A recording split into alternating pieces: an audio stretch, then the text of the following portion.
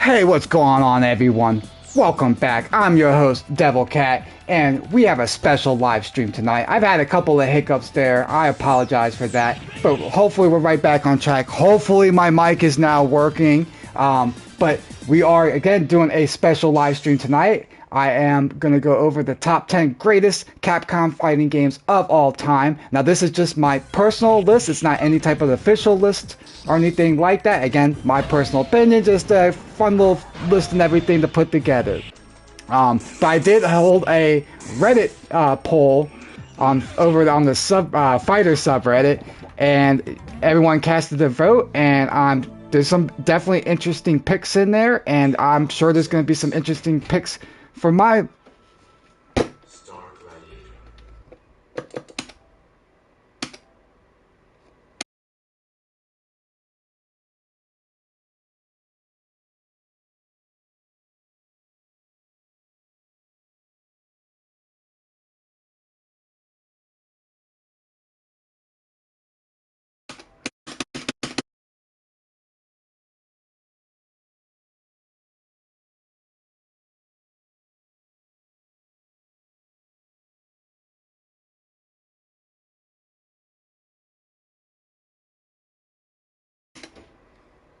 Hello.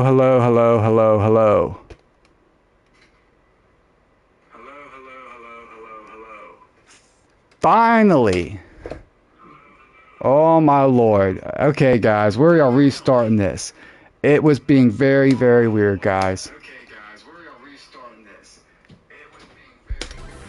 I apologize big time. Let's get this live stream going. Welcome back. I'm your host, DevilCat, and we are holding a very special live stream tonight. I am gonna discuss the top 10 greatest Capcom fighting games of all time. Now, this is my personal list. This isn't any type of official top 10 list out there, but I did hold a subreddit poll out there over the fighter subreddit, and asked y'all to cast y'all vote for what y'all's top favorite Capcom fighting game of all time is. I'm sorry, I'm stumbling on my words. I had such a good intro the first time, and I, of course, had no audio there. I, again, apologize to y'all.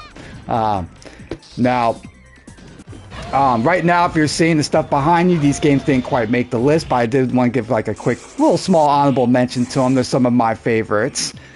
How I went about going and picking these top 10 Capcom fighters is I went off of like experience in my past and everything, and experience now with them, of the nostalgia and everything, big time. Gameplay, audio, visuals, all that good stuff. Geez, I'm so stumbling on this. I was doing it so well earlier. Excuse me, guys. Let me get my notebook back out. Where did that go? I don't even know what I did with it. I was so frustrated, I flung it. Alright. Again, apologize about that. I don't know how many times I'm going to say that. I'm going to keep... Whew. It's funny how nervous you can get and everything when you're doing fine the first time around and nobody's like hearing you and stuff, and now you're stumbling trying to like repeat what you said before. Yeah, thank you, buddy, thank you. It says still not working. Are you hearing me, Jaquio? That's Jaquio?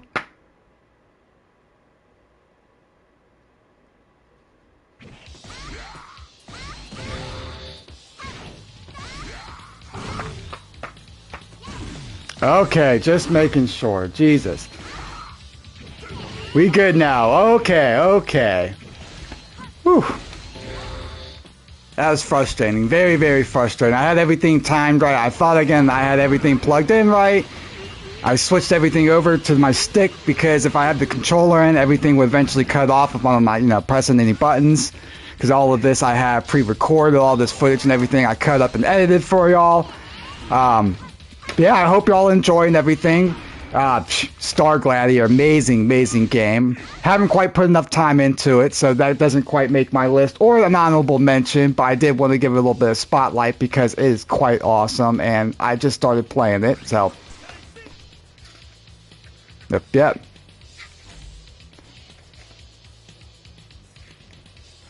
Hey, what's going on, Mr. Cent?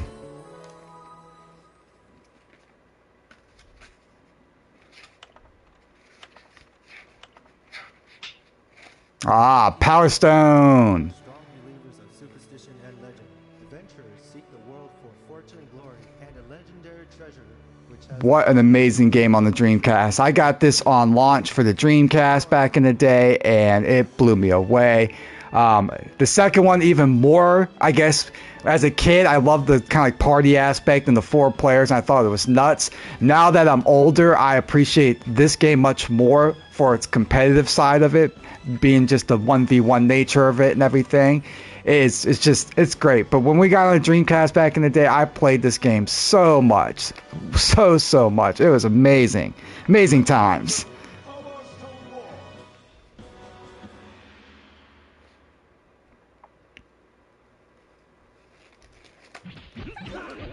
www.capcom.com. I bet that still works. Of course it still works.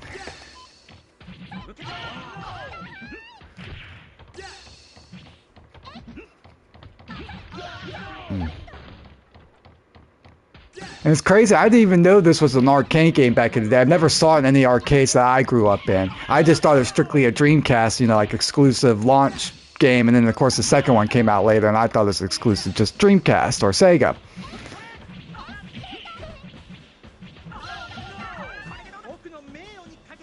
If you haven't already, definitely check out the competitive side of Power Stone. You'd be impressed on how they play. Alright, let's get into our honorable mentions. Alright, first up we got X-Men, Children of the Atom. Unfortunately, this one didn't make the list. More of the Marvel series did and everything. It kind of got beat out. With my experience with this, I grew up with the X-Men animated series. I grew up with all the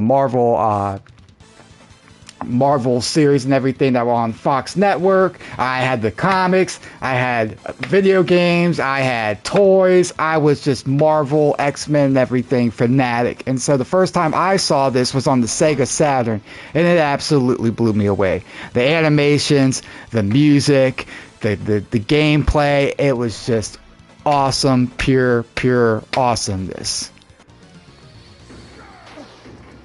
Now, this game is more of an acquired taste. It's very like early Capcom figuring stuff out. It doesn't quite play like any of the other Marvel games in the series.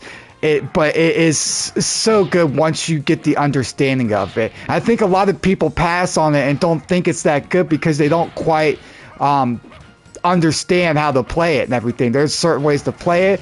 Characters have infinite or restun combos. Pretty much every character in this game has like a restun or infinite combo, but at the same time you don't have to play that. You can play very strategically with your meter and using that to counter grabs or to go in and use it like your super as a guard crush. For instance, Colossus' super, the power tackle, is very great for guard crushing.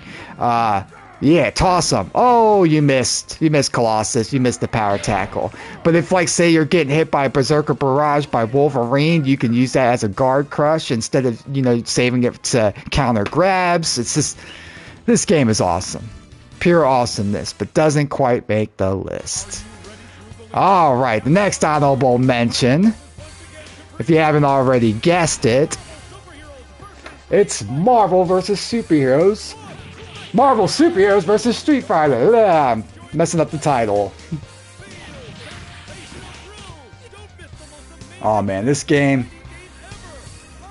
See, I actually had the PlayStation version of it. I never had a Saturn growing up. I had friends that did, but I had the PlayStation version of this game. I had so many great memories playing it.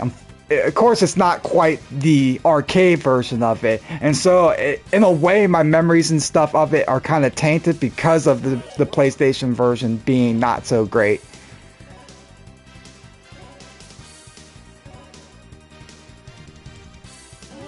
Yes, Hulk and Blackheart. But of course, as a kid growing up, I leaned a little bit more heavier on the Marvel superhero side, so I gravitated to the Marvel versus Capcom, Marvel superheroes versus Street Fighter, and Marvel superheroes. But this game doesn't quite make the list because it's got kind of chunky gameplay. Most of the characters feel slower than they do in any of the series. The combo potential and everything's been much stricter from all the past games. There's like almost no infinites besides a certain few characters like Wolverine and Omega Red, where they can do like the infinite restun combos.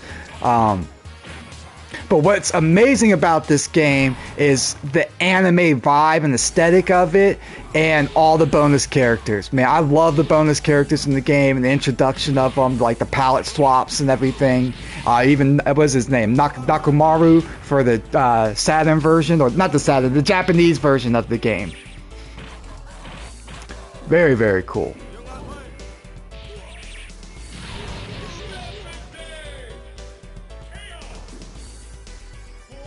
I guess another thing that kind of knocks it down the peg is that it reuses assets and everything from X-Men versus Street Fighter. So it kind of doesn't feel like a true sequel. It's like a add-on or addition or just another version of it, but not as good. All right, our next honorable mention. Ultimate Marvel versus Capcom 3. I know a lot of people are going to be mad that this isn't on my list. It barely didn't make it. My experience with this at the time, I was young. I think I was just getting out of high school and everything, and Street Fighter 4 had come out, Marvel vs. Capcom 3 and everything came out, and it was like this renaissance in fighting games. Huge tournament scene and everything exploded. I started to really get serious into playing this, and Street Fighter 4 and like Street Fighter Third Strike and Marvel vs. Capcom 2. I would go to like local tournaments. I never went into anything huge or big, but I went to a couple of local tournaments, and what can I say about this game? It has probably the best cast of any of the Marvel games. It's the cast is amazing and so varied and everything, and it's just got a little bit of everything from both sides of Marvel and Capcom. The gameplay and everything's fantastic, but the one thing that knocked this game out of the list was X Factor.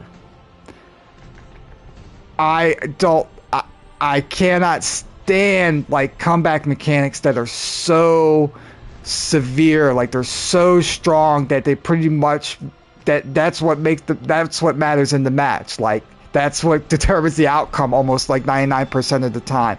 Like level 3 last character X Factor, Virgil or Strider, Phoenix that gets popped after 5 bars and being the last character and dies, or just, it's absolutely insane. And I don't know how many games I played where it just felt like I was robbed, or I robbed somebody just because I popped X Factor at the right time while I'm blocking, or I can use it offensively, I can use it defensively, I can use it to just extend the combos and put on more damage, I can use it to chip. It was absolutely too much. Like, you could literally chip somebody out to death if they don't have X Factor, and you're using like Hawkeye X Factor level 3. It's that good and that strong. And that's why it didn't make the list. Alright, the next honorable mention. Street Fighter Alpha 2. Again, I know this is going to disappoint a lot of people. With the community vote and everything, this was a popular pick. But again, that didn't quite make my list. Reasons being that growing up, I always kind of thought that the latest version of the game, like Alpha 3, Marvel vs. Capcom 2, whatever it may be, was the definitive version of it, and why bother playing Alpha 1 or Alpha 2 when you got Alpha 3 or Marvel vs. Capcom 2? So as a kid growing up, I mostly played Alpha 3, and I have most of my memories and nostalgia and everything of playing Alpha 3, and to this day, I love to play Alpha 3. But as I've gotten older and everything, I've come back to playing Alpha 2 and realized how amazing this game is. This game is a huge, huge step up from the first Street Fighter Alpha, and in every single way. The music, the backgrounds, the characters, everything, the gameplay, everything is amazing about this. To get into the gameplay, I mean, it's kind of simple compared to Alpha 3. Everybody has the 1, 2, 3 combo system. Not combo system, super system. You got your everybody can do alpha counters. Everybody can do custom combos, which was introduced in this game and are awesome. Nash versus Chun-Li.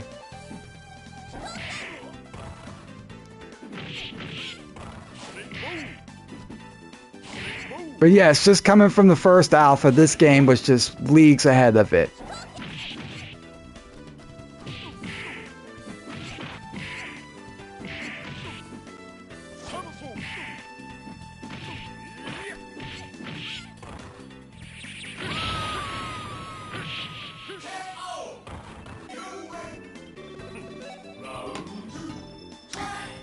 I do agree with you, Mr. Cent out there. Is that Phil Cent or no? It's Pity Cent? Pity Cent. I like that. 50 Cent, Pity Cent. I didn't even get that at first when I was looking at. Good stuff. Yeah, I didn't realize Alpha 2 was supposed to be more like competitively, I don't know, balanced. As a kid, you don't really kind of know those things and everything. For me, I always played games that felt good to play and everything. So if certain games felt chunky and everything for me to play, I might not have been into it. If it felt a little jank, I might not have been quite into it. Oh, I love me some Cyberbots. I love Cyberbots. If y'all haven't ever played this game, it's amazing. It is anime mecha. Like goodness, it's so awesome. It has so many different characters. It like surprisingly deep amount. If I can remember off the top of my head, it's 3, 6, 9, 12. It's like almost 18 or 20 different robots in this, or different variations of them.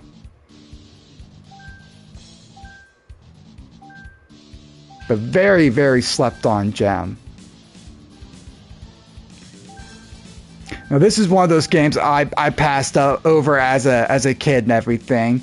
I didn't quite understand it. I like play it and everything, but like the 4 buttons and the gameplay of it I didn't know how to play it. It confused me, so I kind of passed it over. But these days I love playing this game. I'm still learning it, still learning how to play it, but I've gotten a lot better at it.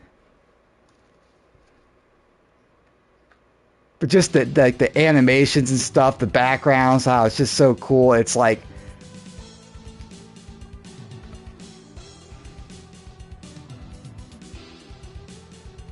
Yeah, tell him, Jin. You want to fight?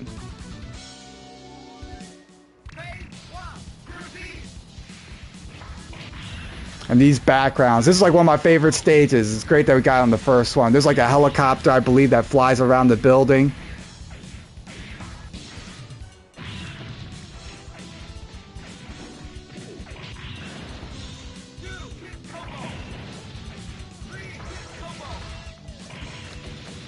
Let me go get a drink here.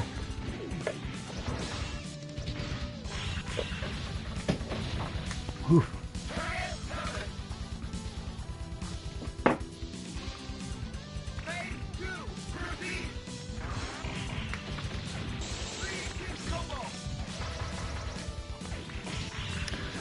Yeah, this one didn't quite make my list, unfortunately, because there's not quite a lot of people to play it and everything, so I haven't quite had the depth and everything with it. I haven't had to play it competitively with a lot of people. I think I held one stream once before. It was like a public stream that anybody can join, but the majority of us were like playing it for the first time. Like we were learning it right then and there, you know. So it wasn't like when you're playing with other people that have experience with it and you're playing the actual meta of the game and everything, you know. So I didn't quite want to put it on the top 10 list because of that. So it gets an honorable mention. And the last honorable mention for tonight, Super Gem Fighter Mini Mix.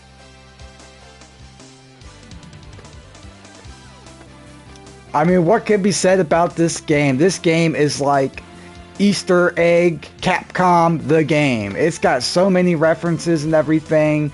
The little chibi art style. Even like, honestly, the gameplay of this is not bad. It's very simplistic and everything, but you can play it semi-competitively and everything. It is more of a kind of party game, but you can play it semi-competitively, and it's just, it's an amazing little gem of a game.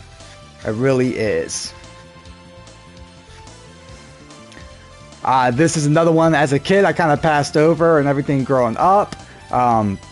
I thought the chibi art style back then was cute, but like I didn't think it was anything serious. But now I've definitely put a lot more time into it. I played online matches and everything with actually people that play it pretty seriously. I played a lot of the arcade and everything. You just look at that. It's like, it's too adorable. Look at the darn backgrounds with DJ, the animation of him, Cammy, E Honda just, you know, bouncing around.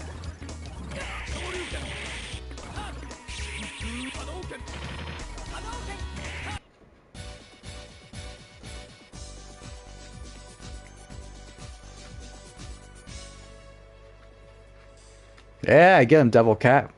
Top score.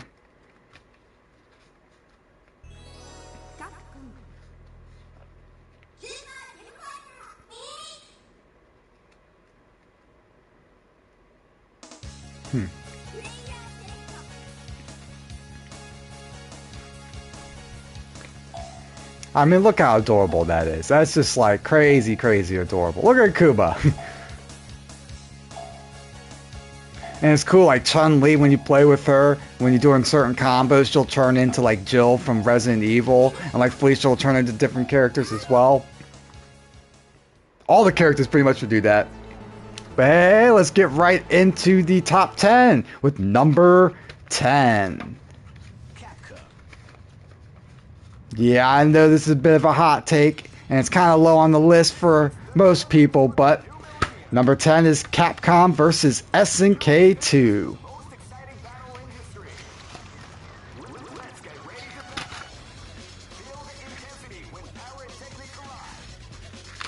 Now, with my experience with this game, growing up, I got Capcom vs. SNK on the Dreamcast. I really dug it and everything, and when I found out there's going to be a Capcom vs. SNK 2, I was really excited for it, and when it came out and I got it, I was completely overwhelmed as a kid. The ratio system, the groove system, and all the characters and everything just felt like so much to me. I don't know why, but for some reason as a kid, like games like King of Fighters with a crazy roster and like multiple grooves, multiple systems and stuff like that just overwhelmed me. So for the longest time, I didn't really play this game. I would play C groove only and like certain characters, maybe like one or two characters, but I really never delved into it because I didn't understand all this. Now I feel so stupid because now it's like I love this game. This game is absolutely amazing. The groove system, the ratio system, and all the characters make it like there's just so much variety in how to play it, how you want to play it, how matches will play out depending on what characters you pick and what grooves you pick. It's just, it's amazing. Reason why, again, it's number 10 is it just, as a younger kid and everything, I kind of passed it over. I don't quite have the memories and everything with it. But now I play it so much and everything. I've been putting so much time into it since the Capcom Fighting Collection 2 has released.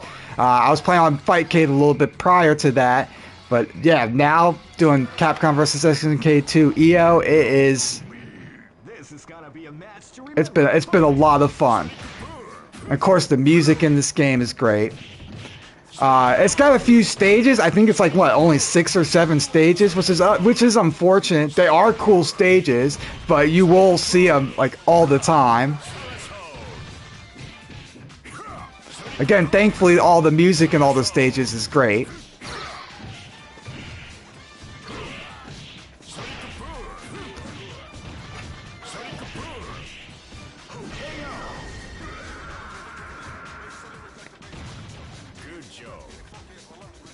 Hey Josh, how you doing tonight? Vladimir, welcome to the chat. Welcome to the stream.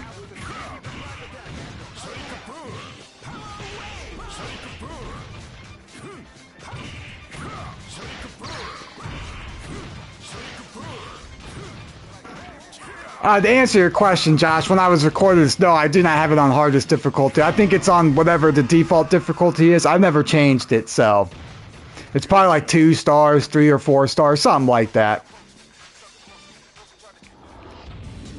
But yeah, pretty much dominated that CPU there. But yeah, number 10, Capcom versus SNK2.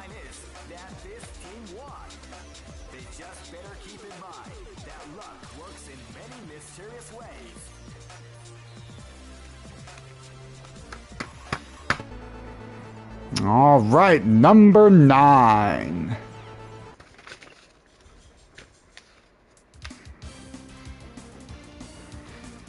We've got X-Men versus Street Fighter.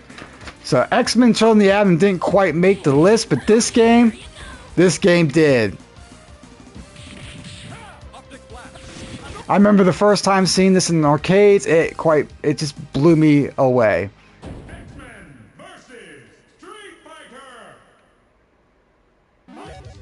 I just couldn't believe like the crossover between X-Men versus Street Fighter. Like in X-Men Children of the Atom, even when I played on the Saturn, I had no idea Akuma was in the game or like a secret character or secret boss in this. So when this came out, like I knew Capcom was making Marvel, like they made Marvel superheroes and they made X-Men Children of the Atom, but I had no idea they would ever like combine Street Fighter and X-Men together.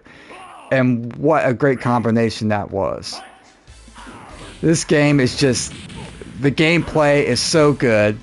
Even with the infinites and everything in it, is awesome. The music is so like Mega Man X. The animations are really good. Not quite X-Men Children of the Atom, but I guess when they introduced the alpha characters and everything, they have reused the sprites from that. But definitely fits amazingly well together.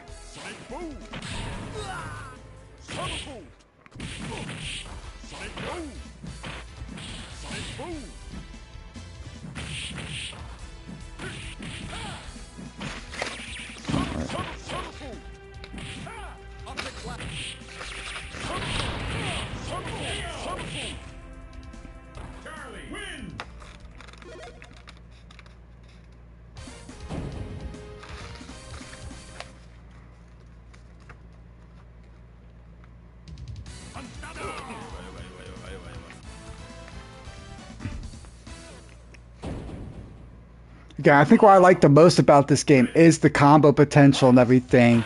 You know, you're not really restricted like you are in Marvel Superheroes versus Street Fighter.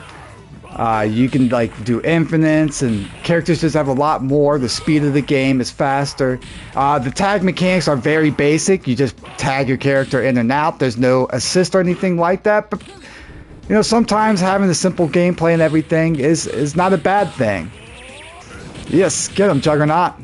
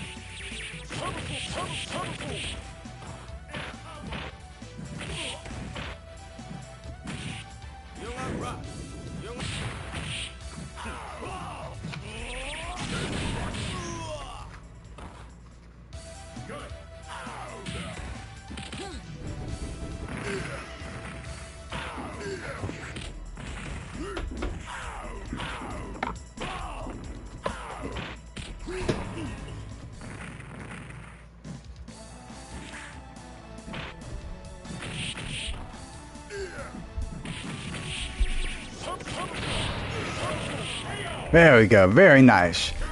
Looks like I was struggling in that match there. I do believe I had that set to hardest difficulty. That's why I was kind of struggling there. Alright, on to number 8.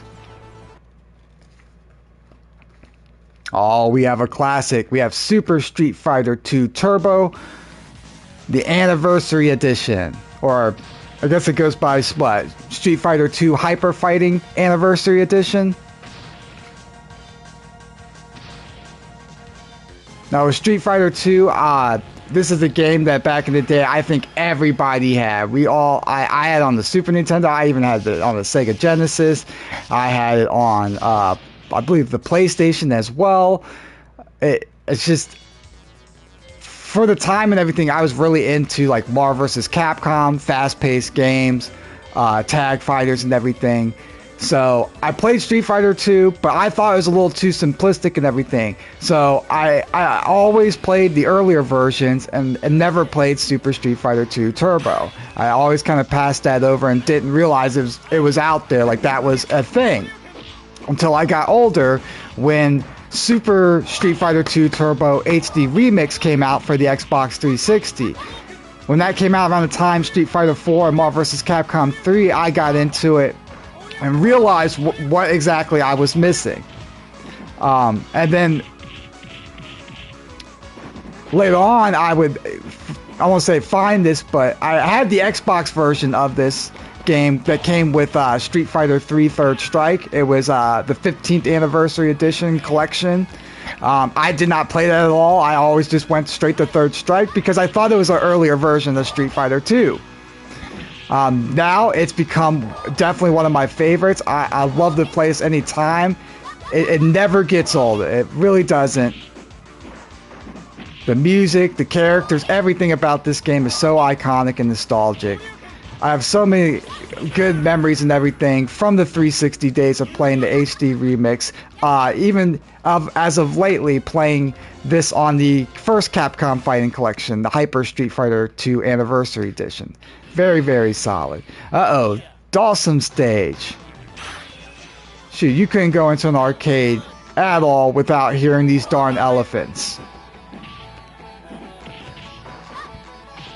This is like ASMR for anybody that grew up in the arcades back in the day. Or maybe not. Maybe it's like irritatingly grating and everything. But there will always be like multiple Street Fighter cabs and these freaking elephants going off all the time.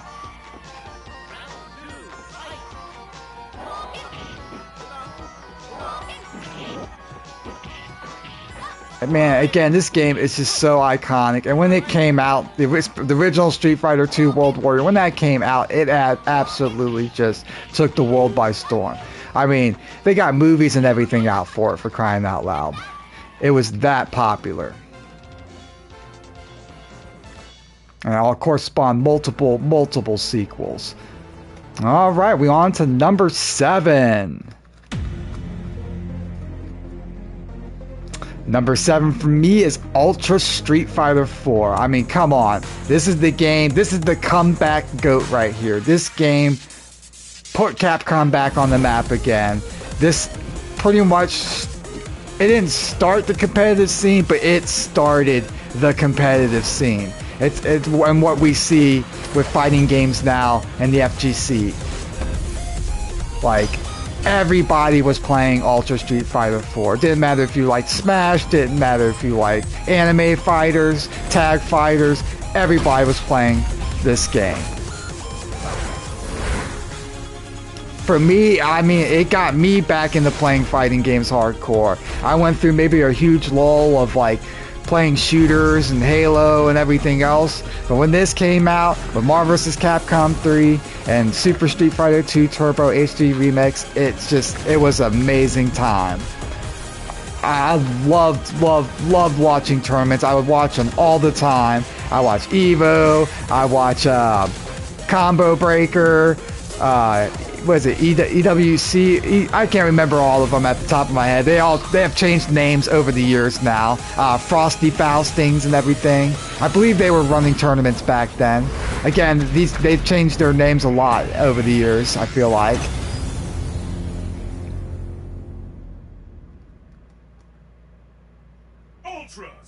Yeah, this game just absolutely revitalized the scene and blew it up to what you're seeing now with the Capcom Pro Tour and the $1 million grand prize for first place. That wouldn't exist if this game didn't exist.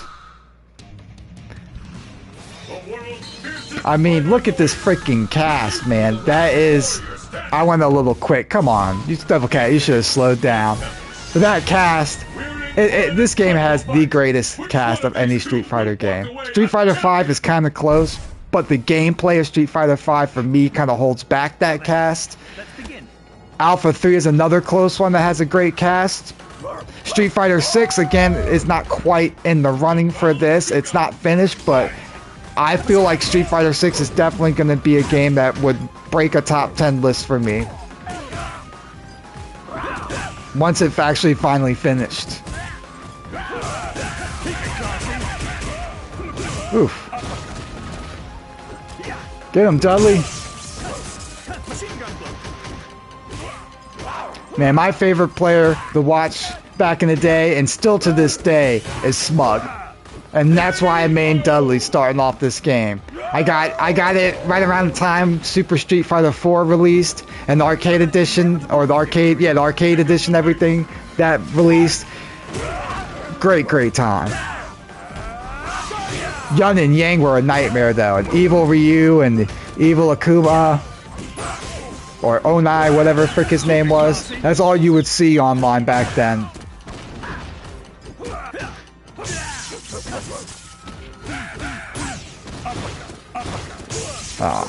Just watching this game right now makes me want to like boot it up and play it.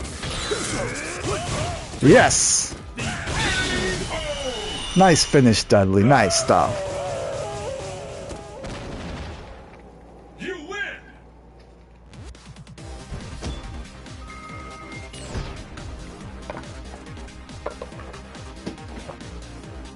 All right. That was my number 7 pick. On to number 6.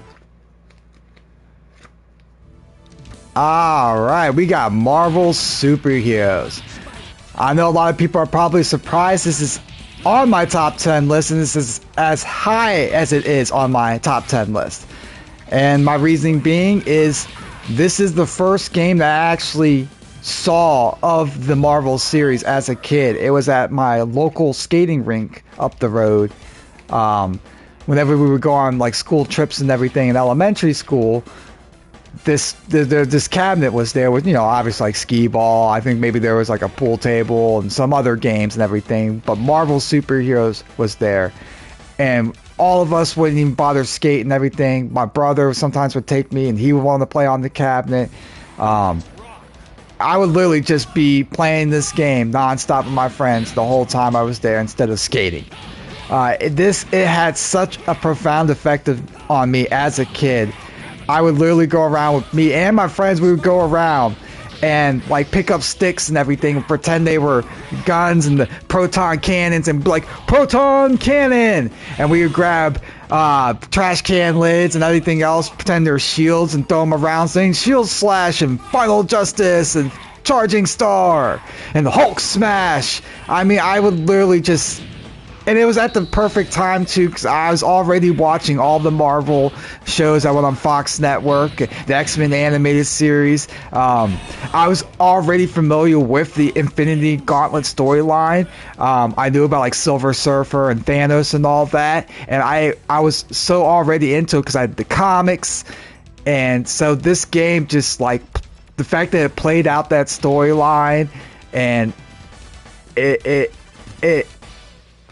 it's one of my favorites. Unfortunately, it's not as high. I probably might even place that higher because of how nostalgic and everything I am for it. But I have to be real with myself. It is still like early Marvel series stuff. So it's got jank, it's got infinites. It's very unbalanced.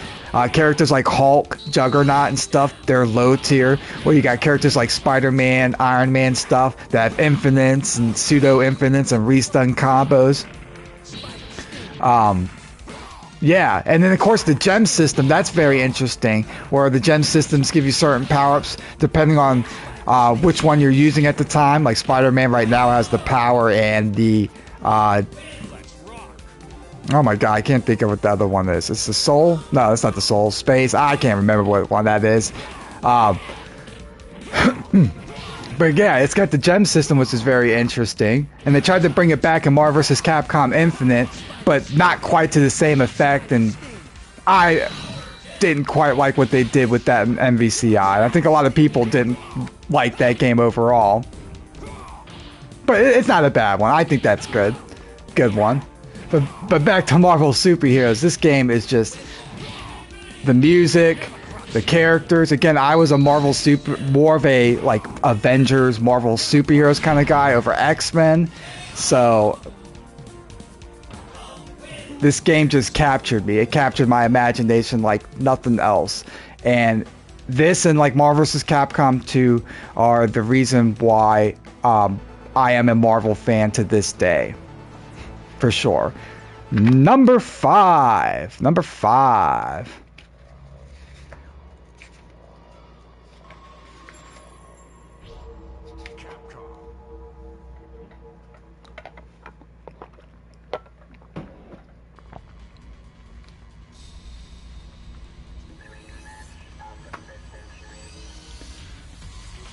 Right, if you haven't guessed already, it is Capcom vs. SNK 1. Yes, I have this one higher up than Capcom vs. SNK 2.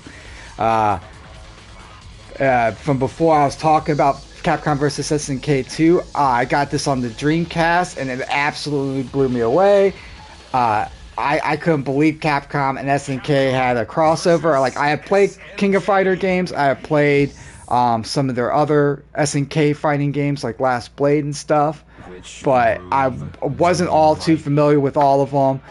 Again, some of the King of Fighters felt a little overwhelming, but when this game came out on Dreamcast and I was already familiar with Street Fighter and the Capcom fighting games, I bought it, gave it a chance, and I don't regret it. It's become one of my favorites. I have so many great memories of playing this with my friends and everything back in the day, and I'm having such a great time. Not really say reliving, but playing this game online with so many other people out there and everything. I don't know what can I say. It's got a vibe to it and everything, especially compared to Capcom vs. SNK 2. I like the stages. They're like the 2D backgrounds and stuff. The music is great in this. Again, the stages are amazing. This got some of my favorite stages of any fighting games, like the alleyway at night where the shadows cast on the back of the buildings. You got the stage where it's the middle of the highway and the wrecked vehicle, and like your characters are glowing from the fire of the wrecked vehicle. And that's another thing, this game, like, they try to kind of do these effects on the characters and everything. They kind of did in CVS 2 with, I think, 1 or 2 stages. There's the rain stage and there's the other one, but this one definitely has more than that. It's got a lot of stages, actually, once you do, like, first mode and everything. I believe almost, like, double the amount that CVS 2 has. And for me, this game was just, it was a little more simpler. It wasn't overwhelming as CVS 2. There wasn't all these groove systems. I mean, I usually always stick with Capcom groove. I always thought SNK groove was a little weak, which now I've kind of changed my tune of that, seeing players and running into players and everything online that are really, really good with the SNK groove.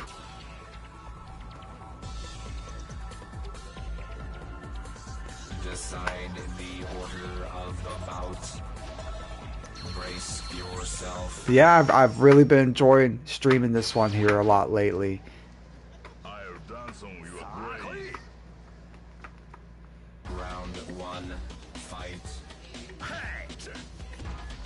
Get him right on. Yes.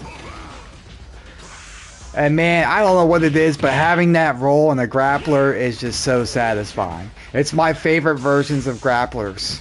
Having something like that, or like a dry version of something where you just can get right in and grapple them.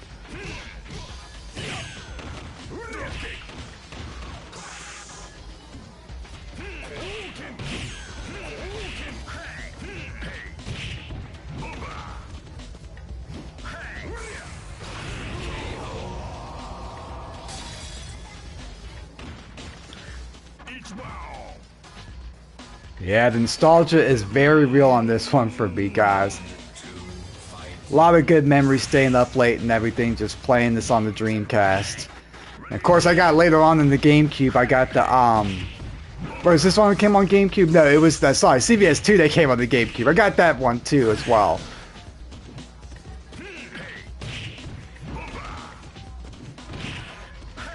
Yeah. So many late nights playing this.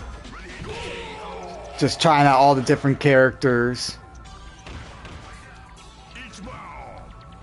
Each spawn. Good stuff. Alright, number 4.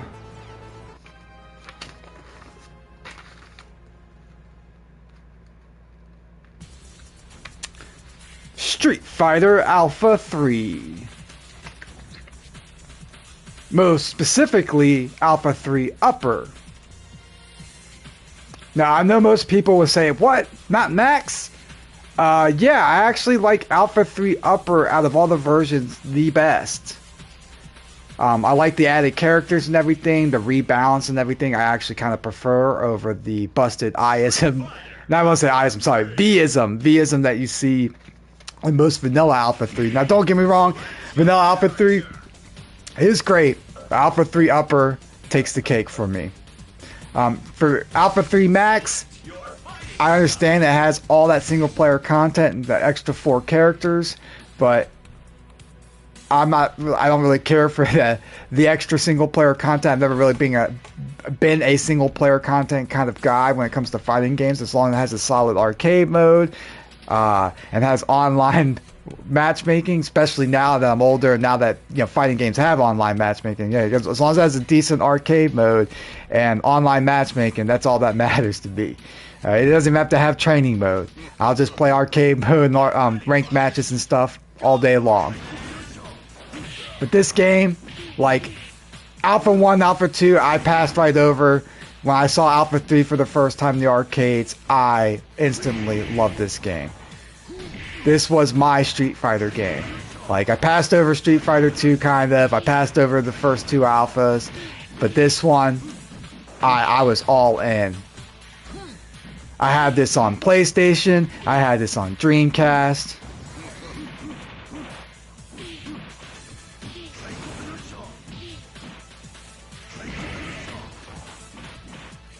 I mean, what can I say? Just like the stages in this are all great. The music is just like kind of drum and bass, like techno fueled ish, like almost rock. Like right, this one's almost got the rock guitars and everything go on.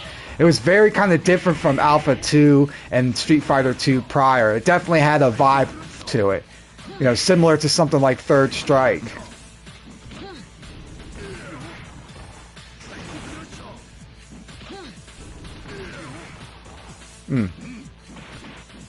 Getting freaking SPD'd like crazy.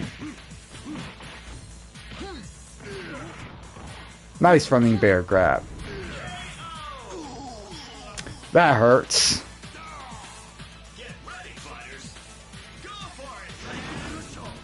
But yeah, this one definitely beats out Street Fighter Alpha 2 for me. Again, it's the memories and nostalgia with it. And not just that, but even these days, I'd rather play this one over Alpha 2. It's so good.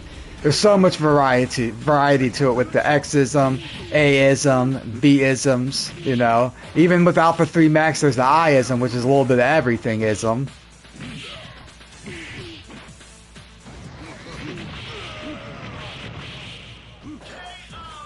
I do strongly feel with Alpha 3 Upper there is a lot more expression to play other characters and isms that you don't normally see in Alpha 3 Vanilla. Because Alpha 3 Vanilla you generally see your Ryu, Dhalsim, Ken, Akuma, maybe Chun-Li's, Cody, Rolento.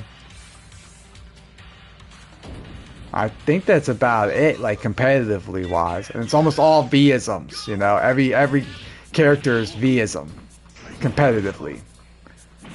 But this game and everything, especially with it not being as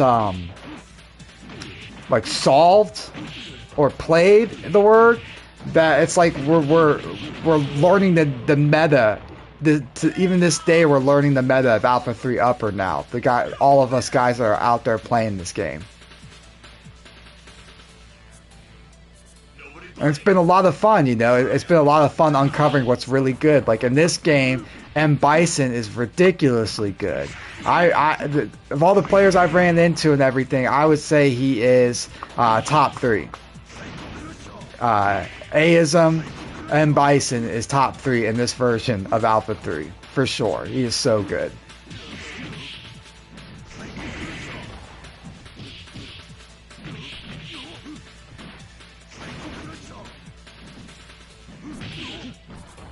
Alright, I think we're getting into the meat and potatoes here. We're about to get into the top 3.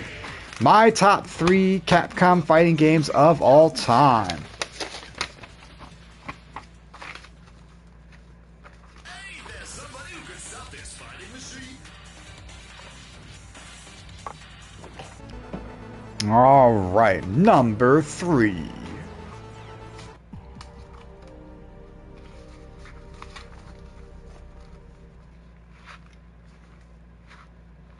Yeah, if you didn't know already how much of a huge fan I am of Vampire Savior and Darkstalkers in general, my number 3 is Vampire Savior. I love this game.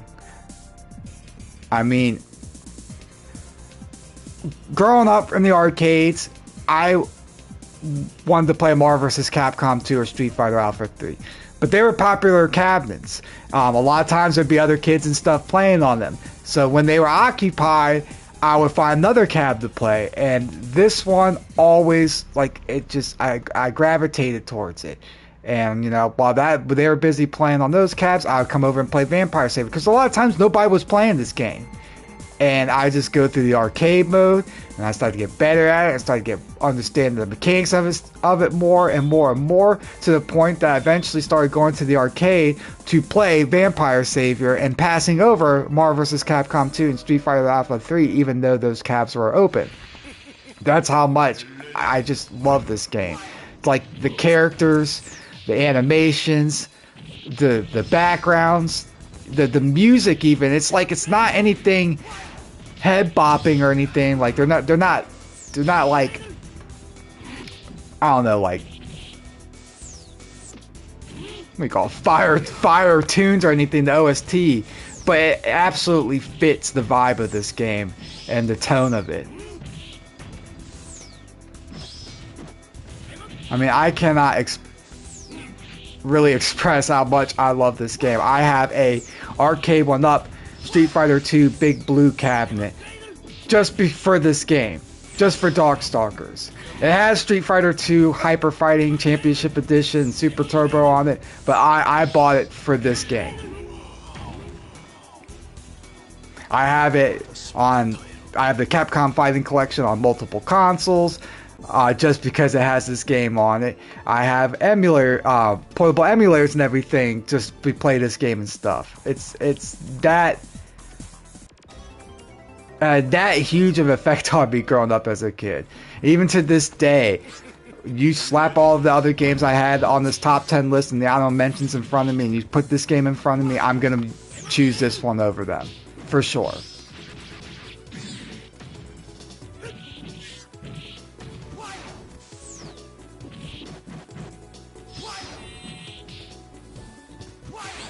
And I would just like to say, yes, I do play this game. This is, you know, a lot of people like to say they love Darkstalkers, but don't play it, you know. But I do, and I'm definitely gonna bring back the public lobbies I was holding and everything, so we can get some more VSAT action going in. Unfortunately, that's like the only way you can get matches in is either Fightcade or holding lobbies and everything, and like holding, what do I say, like scheduled lobbies so people know and everything when to be on and all that. It's a Discord fighter or private PSN message fighter. And if anybody's interested in getting the Vampire Savior, I strongly suggest to either play it on Fightcade or get it on the PlayStation. Get the Capcom Fighting Collection, the first one on PlayStation 4 or PS5.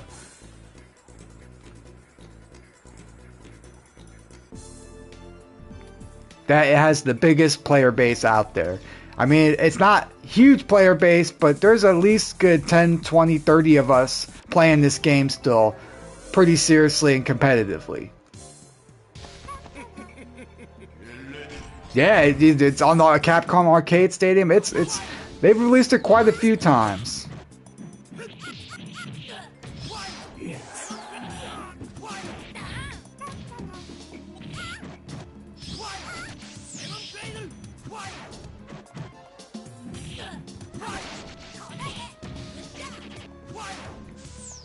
And just seeing this game makes me want to boot it up and play it.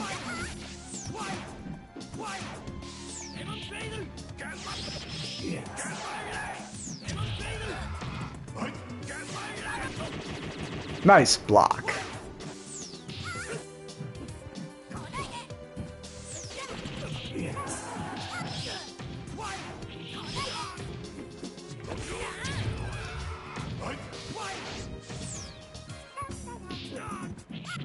I mean, this game would go on to pretty much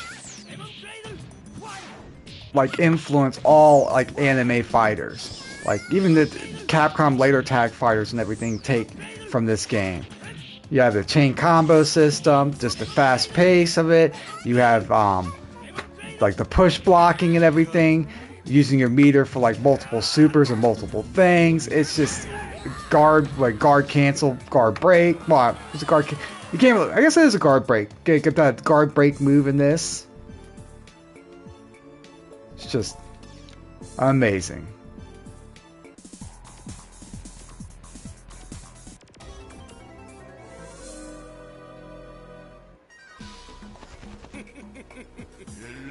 And just the art direction of it absolutely wowed me. Look at that moon in the background, the red blood moon. It's just...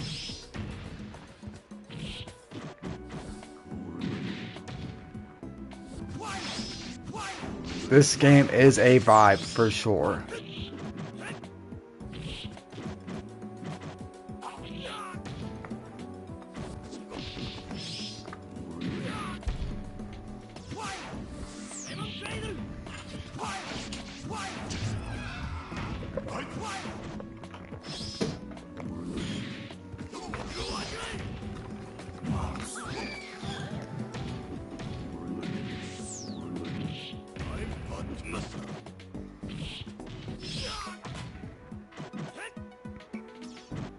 Now there are other later entries in this. I believe, what is it, Vampire Savior 2 and then Vampire Hunter 2, where they're both pretty much different versions of Vampire Savior with different rosters. Like certain characters are cut out and certain characters they brought back in. But for me, Vampire Savior is where it's at. A lot of the reason too being like Dark Force, one of the special abilities you have in this version of the game. That Dark Force, every single character has a different thing they can do with it, kind of like BlazBlue. What do you call that? Special button. Every character has like a special thing that they can do, which definitely like gives it more variety. And then the sequels, they took that out, and that's kind of a big reason why I don't like the sequels. And it's not competitively played that much. All right, number 2.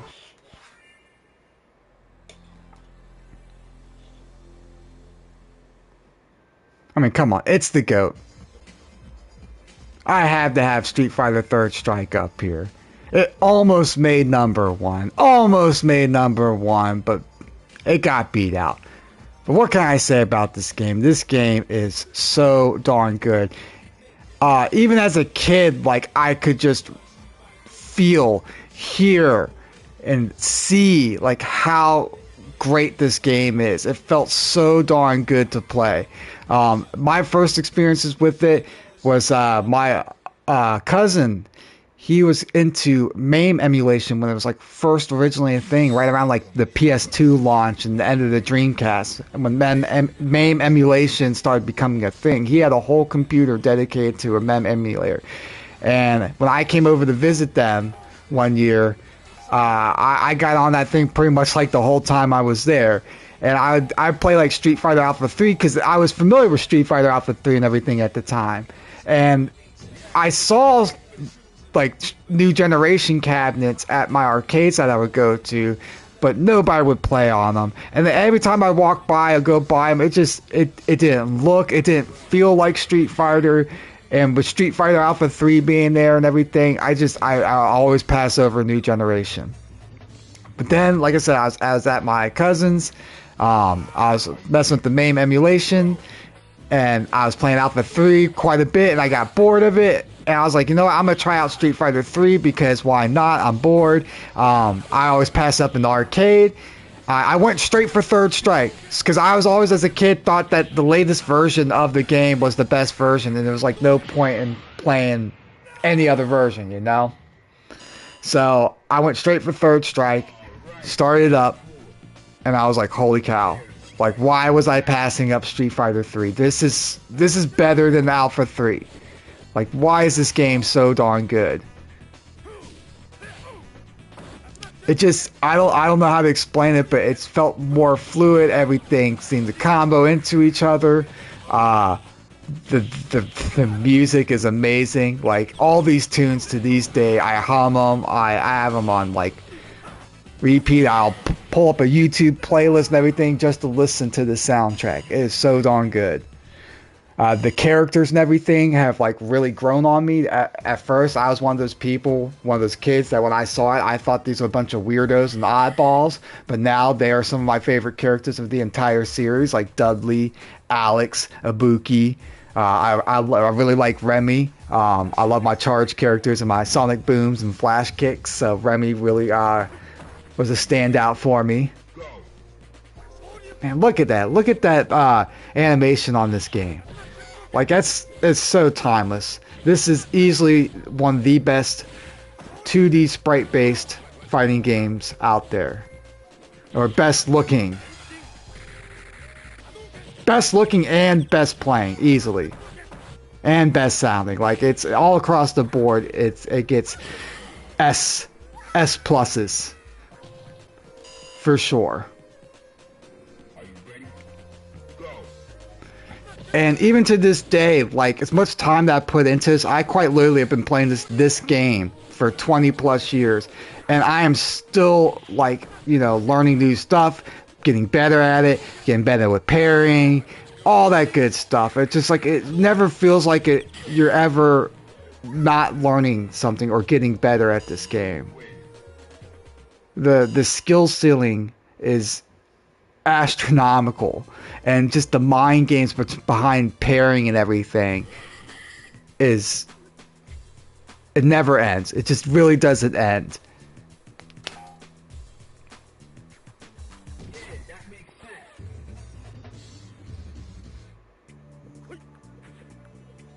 I mean, what is it, like the year 2024 and we had a Hugo win Evo? You know, like, what?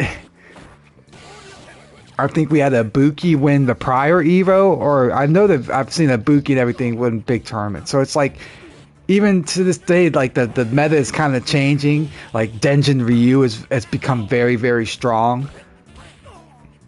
Like, pretty much, if you're not playing Denjin Ryu, you're not playing the right Ryu competitively.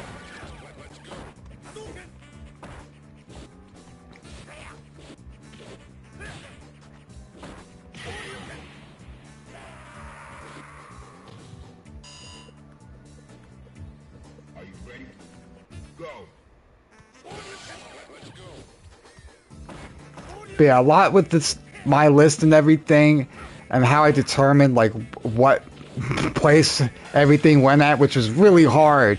But I would literally stick the games pretty much right next to each other and pretty much be like, what would I rather play for the rest of my life? Would I rather play VSAV or Street Fighter Third Strike? And in this case, it's Street Fighter Third Strike. It is that darn good.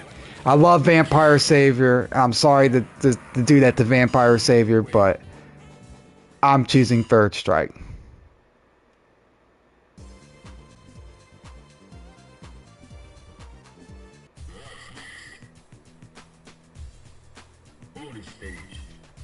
I'm gonna beat up that car. Good stuff.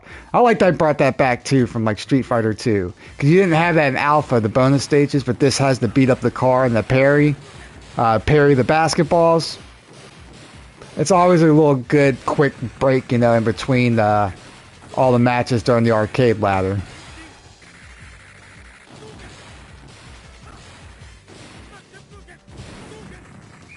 Right, good stuff, good stuff. Alright, we get into my number one pick. And if y'all have been watching my channel, I think y'all already know what it is. Y'all have to know what this is. Come on, it's Marvel vs. Capcom 2. I love this game. It is my favorite game of all time. Not just my favorite Capcom fighting game of all time. Not just possibly my favorite fighting game of all time. I don't want to ruin that list, but maybe I already did. But who cares? It's my favorite freaking video game of all time. I love this game. I've been playing it for 20 plus years, on and off. I got it as a kid on the Dreamcast. I'm going to tell that story in a second, but I had it on the Dreamcast, I had it on the Xbox, I had it on Xbox 360 when it was on the Live Arcade. I got a portable emulator to play it. I got the arcade one up about 3 years ago when that released to play it. I've got the Marvel vs. Capcom Fighter Collection on literally everything besides Steam because I play it on Fightcade. So I have Marvel vs. Capcom 2 on PC as well. I love playing this game. I will play this game over every other Capcom fighting game if I had the opportunity. Like, you gave me Third Strike and Vampire Savior and everything and put them in front of me with Marvel vs. Capcom 2. I'm picking Marvel vs. Capcom 2. This game is life. You know? It just, the nostalgia, the memories, just seeing this game for the first time. I mean, for me, the first time I saw it was it was a local Fuddruckers. If you don't know what Fuddruckers are, they are like a burger joint. It's kind of like a, not really fast food, but like a casual dining, casual restaurant deal. But they had a Marvel vs. Capcom 2 cabinet in the back of their thing where they had other games and stuff. And I couldn't believe it. I seen X-Men vs. Street Fighter. I've seen, you know, all the Alpha games and everything. I hadn't seen the first Marvel vs. Capcom yet, but I saw Marvel vs. Capcom 2, and I was like love at first sight. You know, it is so darn good. I have such a good story too when I got on the Dreamcast. So like one Easter, instead of getting like an Easter basket and everything, my dad asked me, he's like, "Oh, do you want, you know, candy, Easter basket? Do you want to, you know, go out and buy a game?" And I'm like, "I want to buy a game." You know, I just got the Dreamcast early that year. I had games like Soul Calibur, Resident Evil Code Veronica, Shenmue, and stuff like that. So I was already really enjoying it, but you know, I wanted Marvel vs. Capcom 2 because I saw it at the arcade and I saw it in the magazines and everything that it was on the Dreamcast, and I was like, I want that game.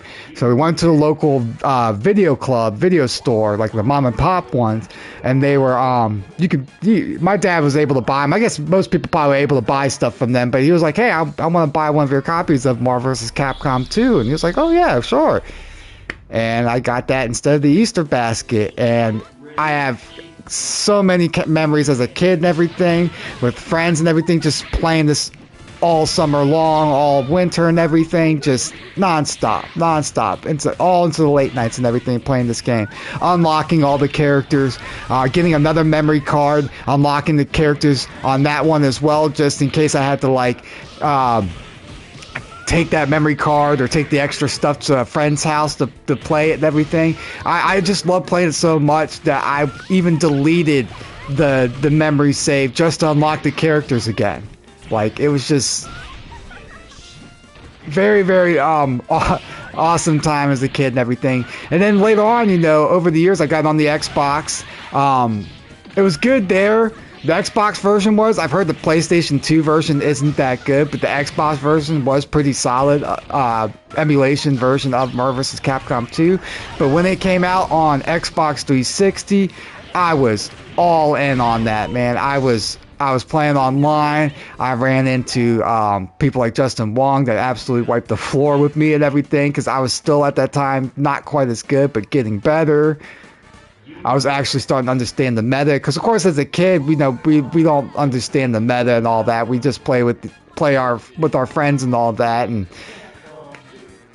like I didn't know how to do air combos back in the day, and I didn't even do super jumps ever or anything like that. But you know, now I put so much time into this game. I'm talking about thousands of matches. I don't even know how many hours that would equal up to, but at least over 1,000 hours into Marvel vs. Capcom 2 easily. Just the arcade 1-up machine alone, I put like 4,000 to 5,000 matches on it.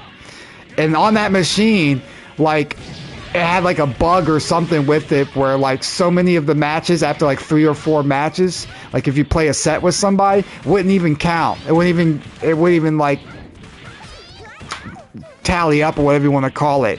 So I probably played like double or triple that, because I would play like long sets with all the players on the arcade 1-up and everything. And I don't know, this game is so awesome. The characters in it and everything. It's got one of my personal favorite rosters, even though I do think Ultimate Marvel vs. Capcom 3 has the best like variety in roster. It's got a little bit of everything from Capcom and Marvel side. I like all the characters in this. Like, I'm so sad that Marvel vs. Capcom 3 doesn't have BB Hood in it, you know? Like, I can't have my team DevilCat in Marvel vs. Capcom 3.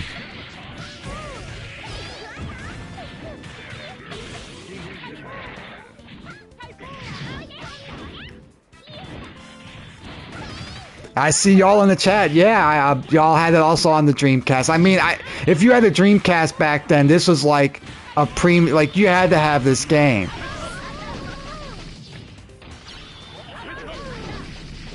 It was at least a must-have for me. I had to have it. And I've had to have it on everything over the years. I've had that on, like I said, Xbox 360. I had to have it on freaking the Xbox. I had to have it in portable emulation form. I had to get the arcade 1-up. I had to get these Marvel collections. I just had to. And I was super excited for a Marvel vs. Capcom 4 or whatever the sequel would be called. But Marvel Tokon, I am very excited for. I really like Dragon Ball Fighter Z's. That's another one of my like favorites fighting games. And I see a lot of similarity and everything to it. Obviously, it's Arc System Works. They put out good fighting games. Like, I don't think they put out a bad fighting game yet.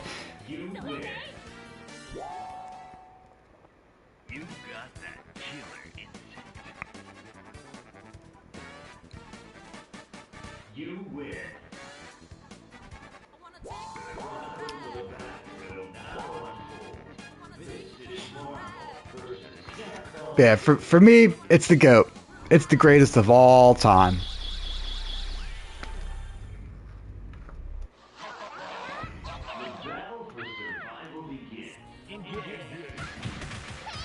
It's got just it's got everything I want in a fighting game. It's fast, it's crazy, it's got variety out the woozah, or whatever you want to call it. I mean, you can play it in so many different ways. You can be a zoner, you can be rush down, you can be chip heavy, you can be gimmick heavy. It's so much. And when you start delving into the low tier, mid tier characters and all the stuff that they can do, it is just something magical. Very, very magical.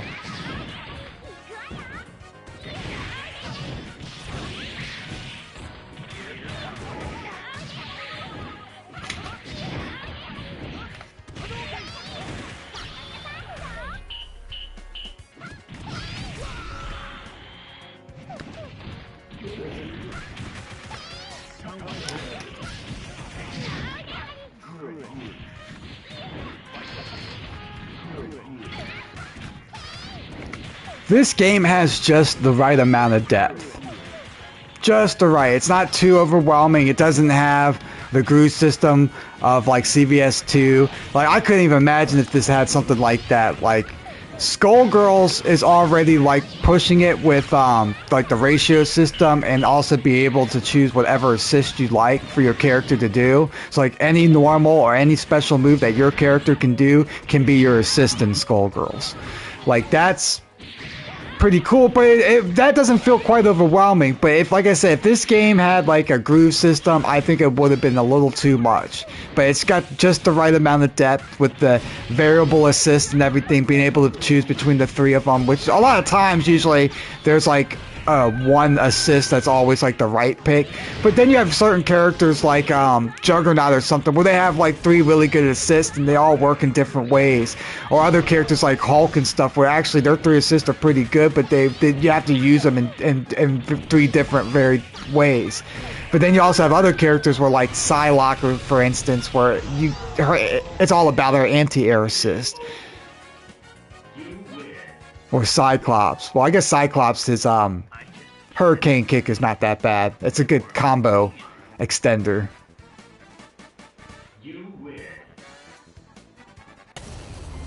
All right, and that's the end of my list, guys. I hope y'all enjoyed that. It's a little something different. I did here. I was trying out something different. Maybe I should have done that as a video so I wasn't quite as nervous and everything and trying to come up with stuff off the top of my head about talking about these games. But I'm going to go ahead and pull up some footage I have here, and we're going to talk about the Reddit poll and the community votes. So what is it? There it is. Let me get this pulled up. Sorry, guys. Oh.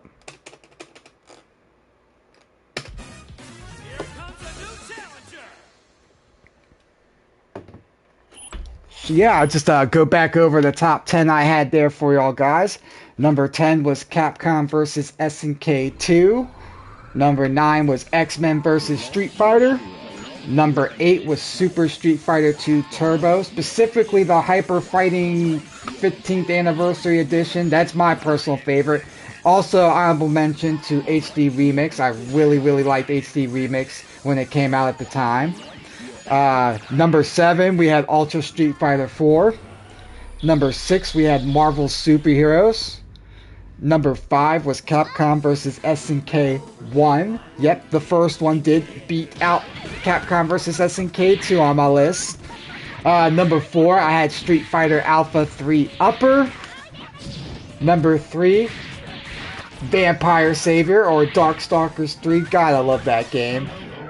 Number 2, Street Fighter Third Strike, another GOAT. Obviously, it's a banger, guys. If you're on the fence about it, play it. Just play it. It's amazing.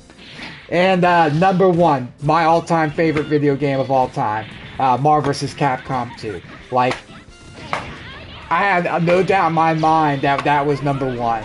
Everything else on my list was kind of flip-floppy. I didn't know which way they could be and everything, but number 1 was Marvel vs. Capcom 2. I had no doubt at all about that.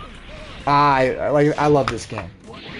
I would buy an official arcade cabinet, like a real arcade cabinet, if they weren't like $1,000+ I think they're even more than that now. I think they're like $5,000 to get a crappy beat up Marvel vs. Capcom 2 arcade cabinet. They're like ridiculous money, but I wouldn't mind having one. So. I don't even know if I could put it in my home. That thing would probably go right through the floor or something. How heavy they are. Like the one that I played in back in the day on the in the arcades was the setup where like the control panel was separate from the monitor. The monitor was like a big 30-inch, 32-inch screen and stuff, and then the control panel will be like separate from it. Well, I guess it was joined together, but it was like on a pedestal.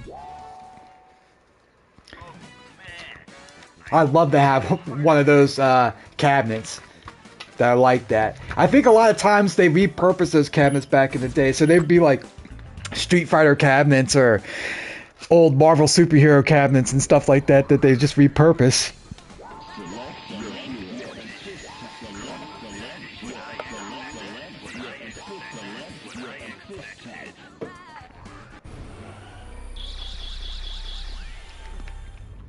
But yeah, I held getting back to it, I did hold a community post on Reddit asking y'all what y'all's favorite Capcom fighting games are, and we got a pretty good, interesting list here. We're gonna go ahead and just give y'all some of the honorable mentions y'all had. Because I didn't have Street Fighter 6 out of the voting and everything, I did allow that. Again, for my personal list, I didn't really want to put Street Fighter 6 in there because it wasn't a finished game.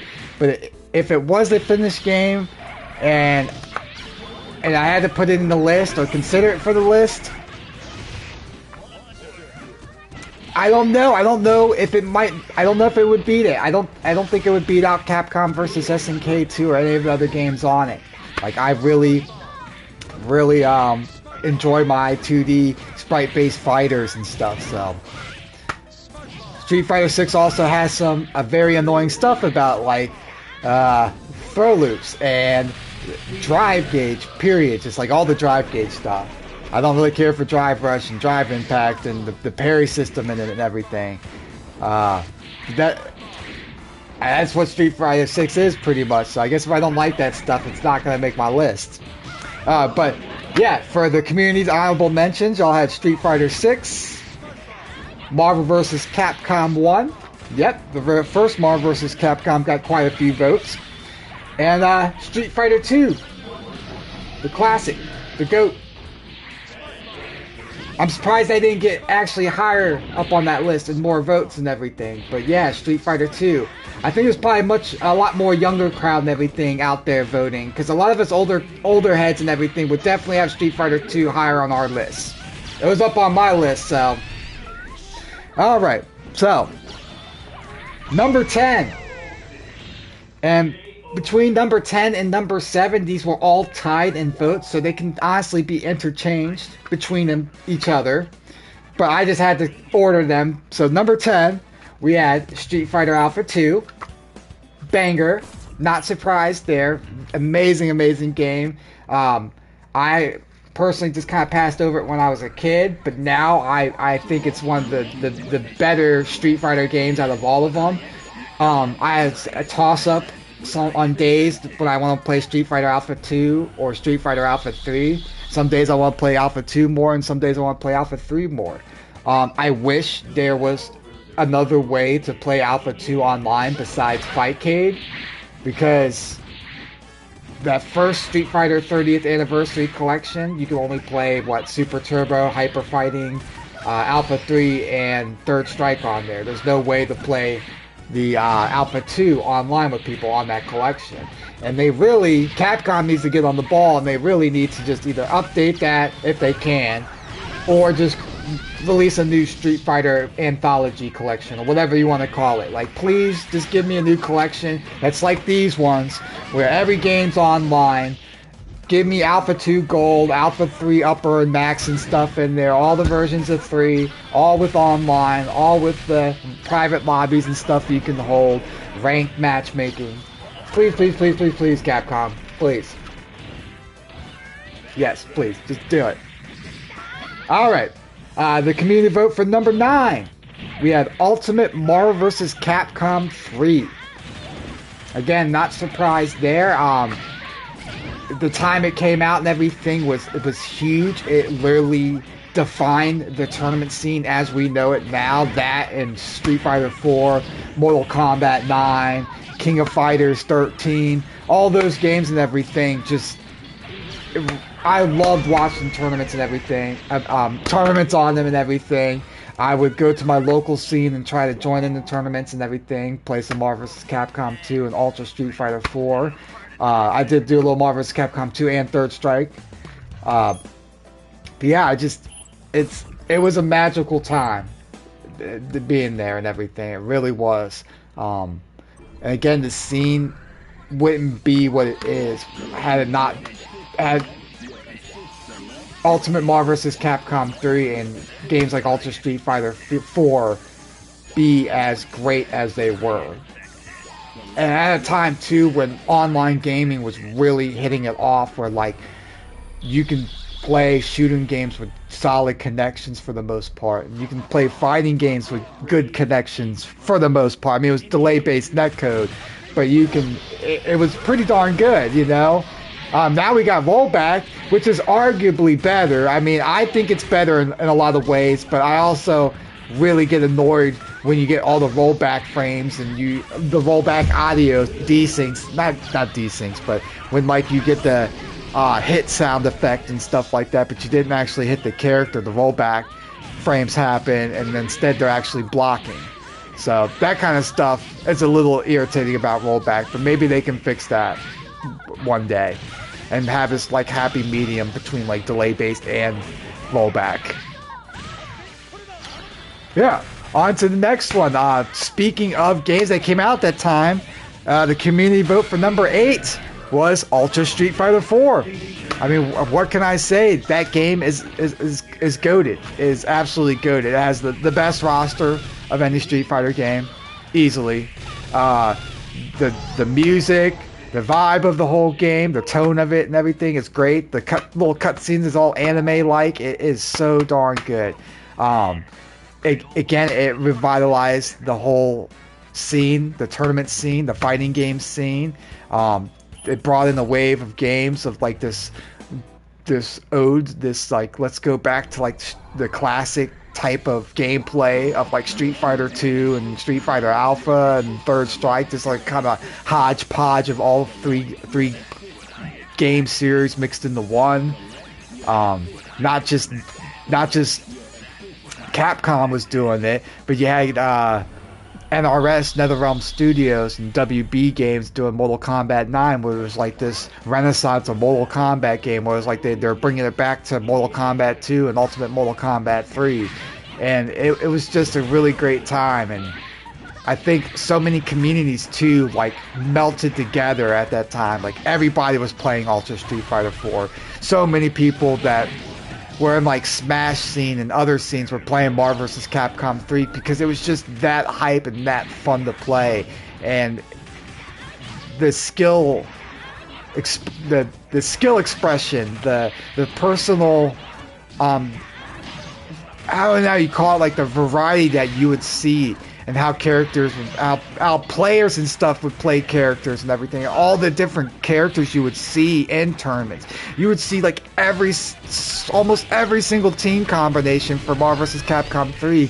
You would see like almost every single character in a tournament setting for Ultra Street Fighter 4 or Super Street Fighter 4, whatever version it was at the time when you were watching it.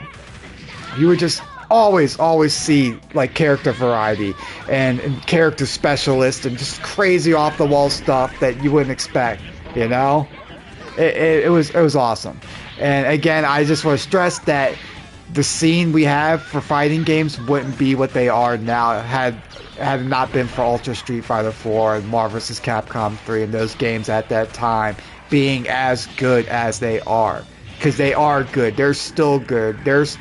I think Street Fighter 4 is better than Street Fighter 6. Hot take, you know? But I think it's better than Street Fighter 6 to this day, and especially Ultra Street Fighter 4. Like, come on, you can play all the different versions of it. Like, the Street Fighter 4 Vanilla, Super Street Fighter 4, Super Street Fighter 4 Arcade Edition, the update they did to Arcade Edition, and then Ultra Street Fighter 4 variants. You have the Omega mode, which is like still pretty unexplored and untapped, you know? That's a whole freaking shakeup of every single character of Ultra Street Fighter 4. It's ridiculous.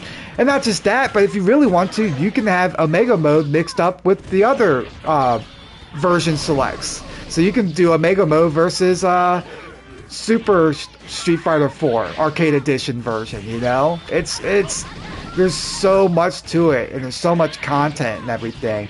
The online still is pretty good to this day. I'll get on the, you know, play some matches here and have a very solid connection with people from like France and everything. I will say the downside is that it has the one and done ranked system. So like if you're queued up for ranked matches, you can only play one match and then it's over. Regardless of who wins or loses, you just play one match, it's over, and you're back in the ranked queue.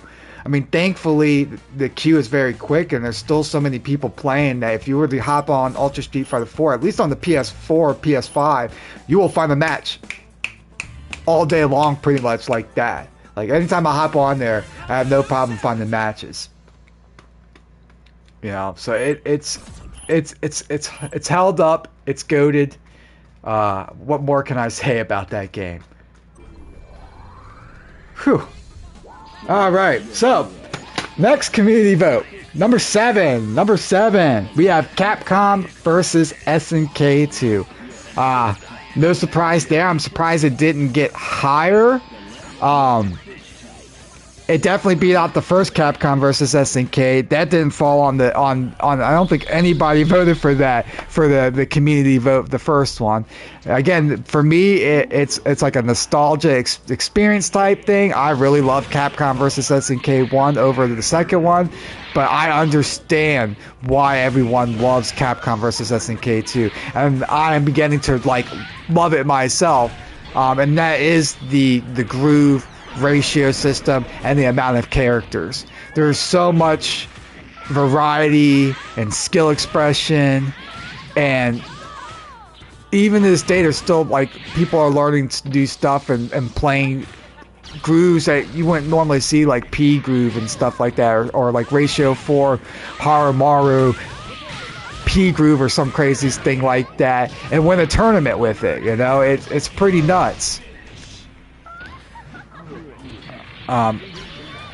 Again, like the stages are pretty cool, the 3D backgrounds and everything, the music in it's iconic. Like I mean, if you watch anybody's fighting game channels, or just watching fighting games in general, you've heard the music from Capcom versus SNK too. Like, you've heard True Love Making. That song is been played so much everywhere.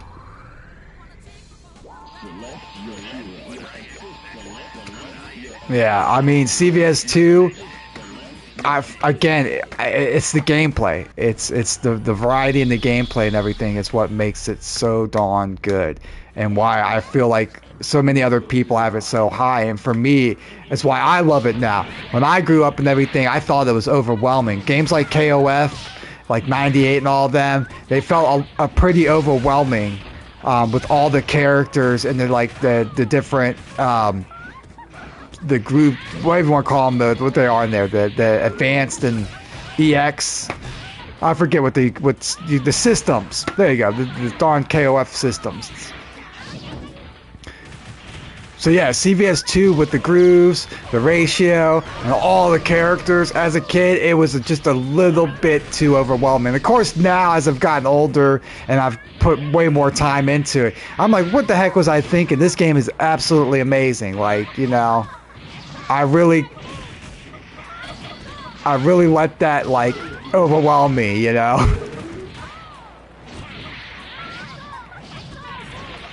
All right. So, number six for the community vote.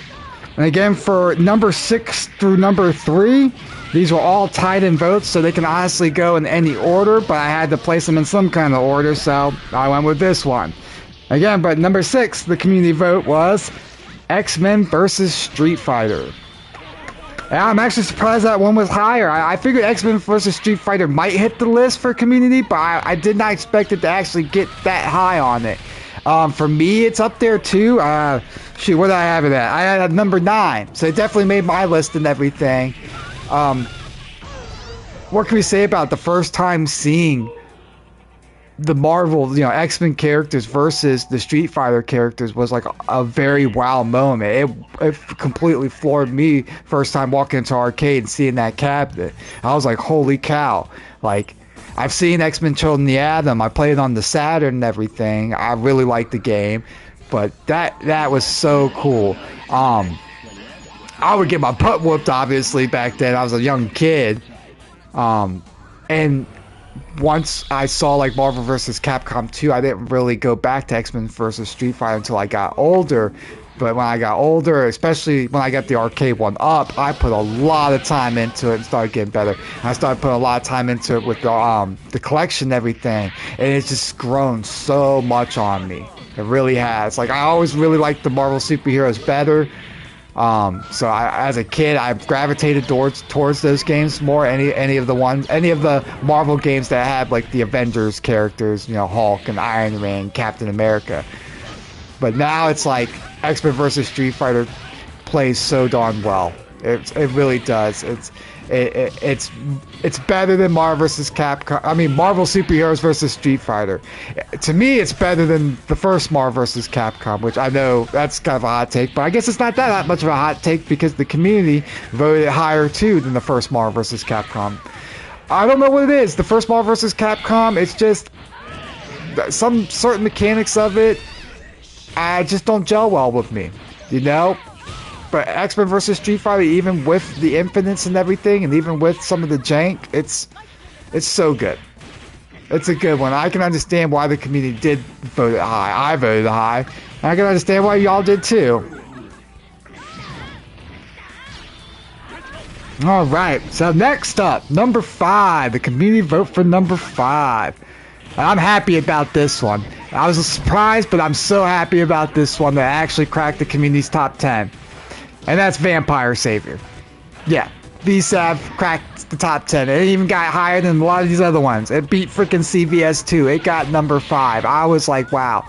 That meant something, guys. I love Vampire Savior. Like, I told the story earlier, but I'll tell it again. Like, I would go to the arcades, and I would usually look out for Marvel vs. Capcom 2 and Street Fighter Alpha 3, but if the cabs were occupied, I would, look for something else. A lot of times I'd play like Tekken 3 or Tekken Tag. Those were usual go-to as well for me. But Vampire Savior, I don't know what it is, but it just spoke to me. Like, Street Fighter 3, nobody played that. Like, I think we had a new generation cab at the arcades I'd go to. Nobody would play that. But yeah, VSAV, I don't know what it is, man, but it spoke to me. I like the characters. I like the animations and the graphics and everything. But most importantly, I love the gameplay. Like, I like fast fighting games where you're pressing freaking buttons all the time. I know a lot of people, when they hear me play and everything, that they think I'm mashing, but man, it's just because I freaking play Marvel vs. Capcom 2 and I play Vampire Savior. Like, you're constantly pressing buttons. And VSAV, you have teching, which it's literally like there's random chance to it. So the more you mash when you are blocking and everything, the more likely you're gonna push block. So you have to mash and stuff to push block. It's so fast paced. It's very, very, very quick. It's very frantic, and it's the type of games where I just kind of go into a zone. The faster the game, for some reason, the more I just zone in, and I can go into that flow state. And Vampire Savior is just one of those games where once I start playing and I'm feeling it, I get into that flow state, and I love it. It's such a good game, and I'm so happy. Y'all as the community, looking at y'all as the community. I should have been talking on more in the camera. I'm still getting used to that. Normally I'm looking at the screen playing, but I can't express how much and appreciate y'all having Vampire Savior as high as y'all have on the list. It's pretty awesome, and it's pretty cool that the community sees how great Vampire Savior is and the attention it deserves. So, Good job, guys. All right, number 4. This was the surprising one for this list. It got a lot of votes. And I had a lot of people talking about it. And it's making me... I need to go and play this. And unfortunately, there's only one way to really play it online. That's Fightcade. And they need to put this in the collection. They really do. But it's JoJo. JoJo's Bizarre Adventure. Yeah, this one got a lot of votes. And I was pretty shocked. It was definitely not on my radar. And is now on my radar for sure. Like, I played it a little bit. I didn't, I don't understand. I don't have a deep understanding of the mechanics and everything and the depth of it or the meta of how to play the game. I know of like Pet Shop, he's banned because of how broken he is, and I think another character's banned for how broken they are. But that's like, I don't really know a whole lot about it. But from what everyone's saying, it plays so good and it's just so unique and everything. And I'm going to have to start playing it more, for sure. And unfortunately, the only way is on Fightcade, so I'm going to have to start booting up Fightcade until they release it on the collection. Capcom, get on that, guys. You still got so many freaking games out there that are not on the collection yet. You got, like, Street Fighter EX series. You've got Alpha 2 Gold. Just there's so many little missing ones. Like Virtual On. Get on it, Capcom. Please, please, please, please get on it, guys. Again, JoJo, it's a great looking game. It's using the CPS3, so it's got, the graphic, I won't say the graphics, but like the sprite work and everything that almost like is on par with Third Strike. It's one of the only few games that was using CPS, that used, or was made on the CPS3. I think there's like Red Earth, Third Strike, and JoJo's Bizarre Adventure? Only 3 games? I thought there might be a 4th one, but those are the 3 that I know off, the top of my head. That's probably the only 3 that is on there. They didn't really make much for CPS3, which is it's a darn shame because it was such like an interesting board and everything. It had really good sprite quality and everything, and the color palette and everything for it. It's hard to explain when you're talking about those old arcade boards and everything, but the color palette and everything was just this very, very good color palette. Yeah, thank you, James. Only 3 games. Only 3 games. It's crazy. I think how people make Genesis games, like new ones these days, they'll make it so that they can actually like put it on a cart for Genesis and you can put it in your Genesis, but it's a game that came out in 2025. They need to do something like that with CPS3 games. Like somebody needs to go out there and just get a hold of like a CPS3 board and make a new fighting game or something with it. That would be so cool. Like nobody's done that yet with any of the CPS2 and CPS1. I feel like I've seen people make new Neo Geo games, like using the board to make Neo Geo games, SNK stuff, but I don't think I've ever seen anybody make like a homebrew, not even a homebrew, but like a new fighting game, but using CPS3 tech or CPS2 tech or even CPS1 for that matter. That would be really cool. All right, but yeah, number 4, JoJo. Surprising. I was shocked. I didn't even know that would be as popular as it was on the poll. It really was. So, and again, that makes me open up my eyes to like go, okay, I probably really need to give this game a shot because it's probably right up my alley. I like games that are fast and frantic and I don't know. And I like the CPS2. I love Third Strike and the artwork and everything of it. And like I said, I played a little bit of JoJo. I like what I played. I haven't played it enough and given enough time to give it a fair assessment. So, to all y'all out there, I promise to y'all, I'm gonna play some more JoJo. Bizarre's Adventure. JoJo's Bizarre Adventure. Blah. For sure. All right. So number 3. Rival Schools. Sorry, number 3 is not Rival Schools, but BJ Williams did say Rival Schools. It got a couple of votes. A couple people mentioned it and everything, but yeah, not as popular. It didn't quite make the honorable mentions, but like I said, it did get some votes, so people were shouting out Rival Schools. But yeah, not to get y'all confused, number 3 of the community vote is Street Fighter Alpha 3. I'm not really that surprised. I mean, I knew it was gonna end up on the list. I just thought for some reason it would end up low on the community list. But I mean, Street Fighter Alpha 3 is amazing. I'm not shocked or anything that it's number 3. It belongs at number 3 for sure. I mean, I think so many of us,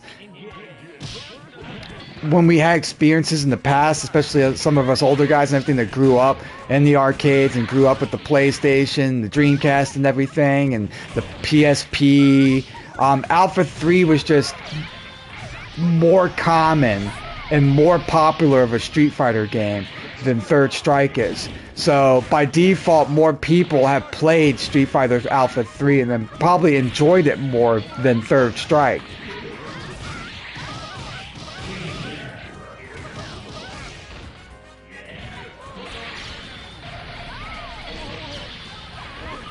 Alpha 3 the GOAT. I mean, I agree. I think Alpha 3, especially Upper, that's my favorite version of it. It really is. And Alpha 3 Max, for everyone that likes single player content, is the best for that of any old school fighting game. It has so much single player content, it's absolutely ridiculous. Just the World Tour mode, for me as a kid, I've sunk hundreds of hours into. So very good stuff.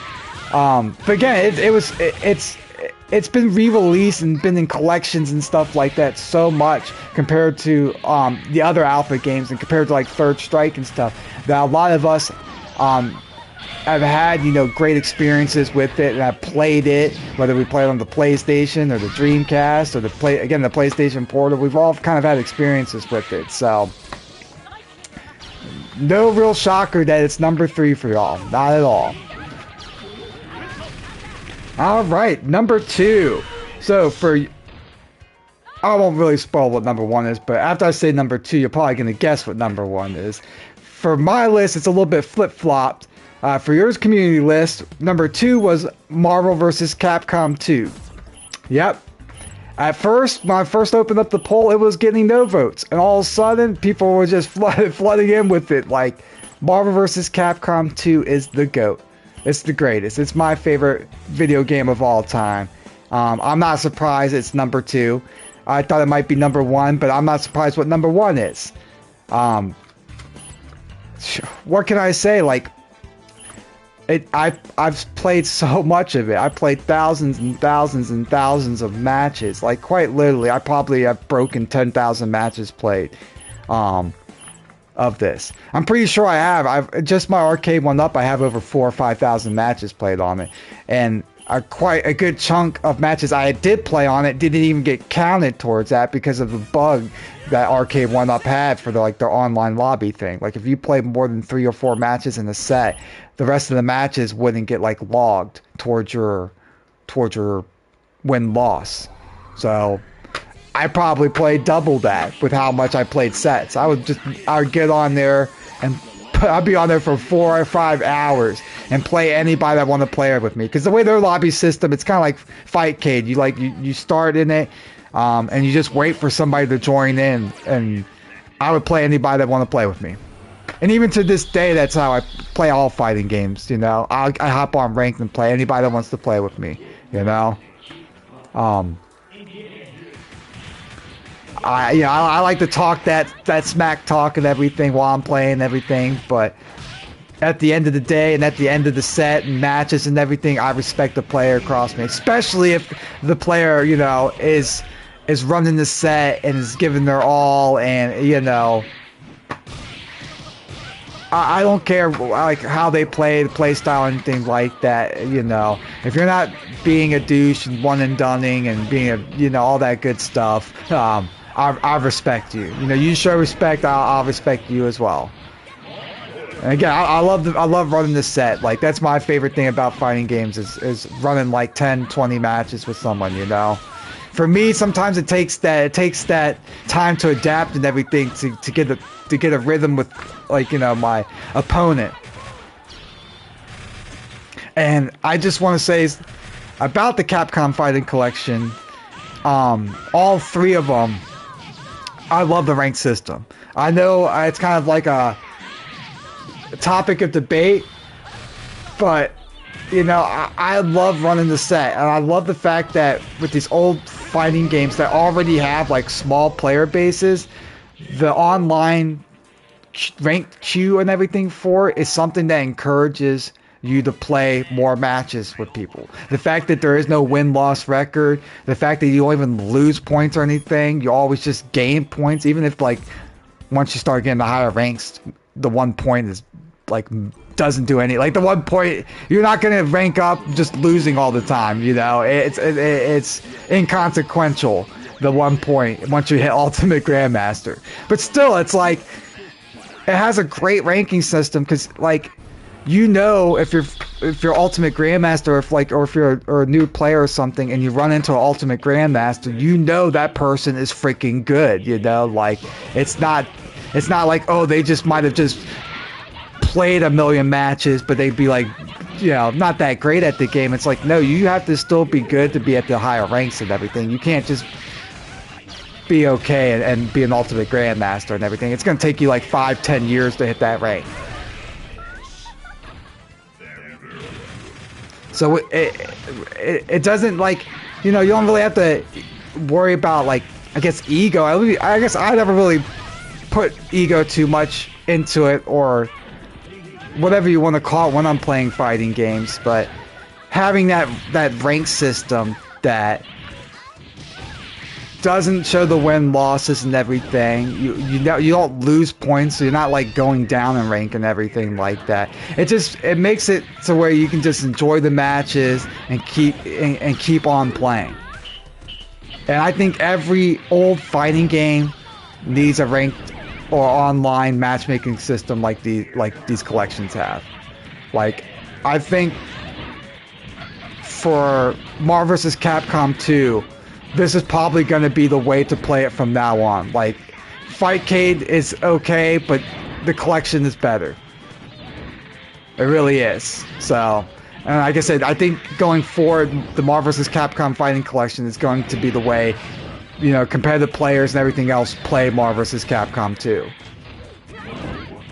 And I think the same thing for a lot of the other collections too, like CVS 2 is going to be played on freaking the Capcom Fighting Collection 2, or VSAP's going to be played on the first Capcom Fighting Collection. Like, they got it right with these collections, and they just need to keep on doing it, keep on releasing more, and just the same way like this. Please, Capcom, please. You still got like 10-20 more Capcom fighters that you can put out that are bangers that I'll play all the freaking time. I'll stream them, you know, like, please give me the freaking Street Fighter EX series. I love EX Alpha Plus. I had that on PlayStation, and I haven't played it in so long because there's no other way to play it besides like emulating it or owning it on the old PlayStation, or having some sort of arcade machine of it, which would be even crazier. There's just no way to play it, so I couldn't really put it on my list or consider it for my list, because it's just been so long since I played it. So I could be jaded by, you know, rose-tinted glasses, the nostalgia glasses. I got way off topic there. Back to the community list, the top 10 that y'all voted for. We're just going to go back over it. Number 10 was Street Fighter Alpha 2. Number 9 was Ultimate Marvel vs. Capcom 3. Number 8 was Ultra Street Fighter 4. Number 7 was Capcom vs. SNK 2. Number 6 was X-Men vs. Street Fighter. Number 5 was Vampire Savior. Number 4 was JoJo's Bizarre Adventure. Number 3 is Street Fighter Alpha 3. Number 2 is Marvel vs. Capcom 2. And number 1, if y'all haven't already guessed it, I mean, I'm not at all surprised that it won the poll there. It's Street Fighter Third Strike, the GOAT. It's up there as another one of my favorite video games of all time. It's not quite number 1 like Marvel vs. Capcom 2, but it might break like the top 5. I like other game genres and everything as well, like Metroids and Metroidvanias, Souls-likes, RPGs, action-adventure games, and even racing games, sports games. I actually really get into like NBA 2K, and I like Madden and stuff. So, but yeah, Third Strike would definitely break, I think, the top 10 greatest fighting games, or greatest video games for me. Easily top 10 greatest fighting games. I mean, it's number 2 on my list. It's number 1 for y'all. Again, no shocker at all there. What more can be said about Third Strike? It is so good.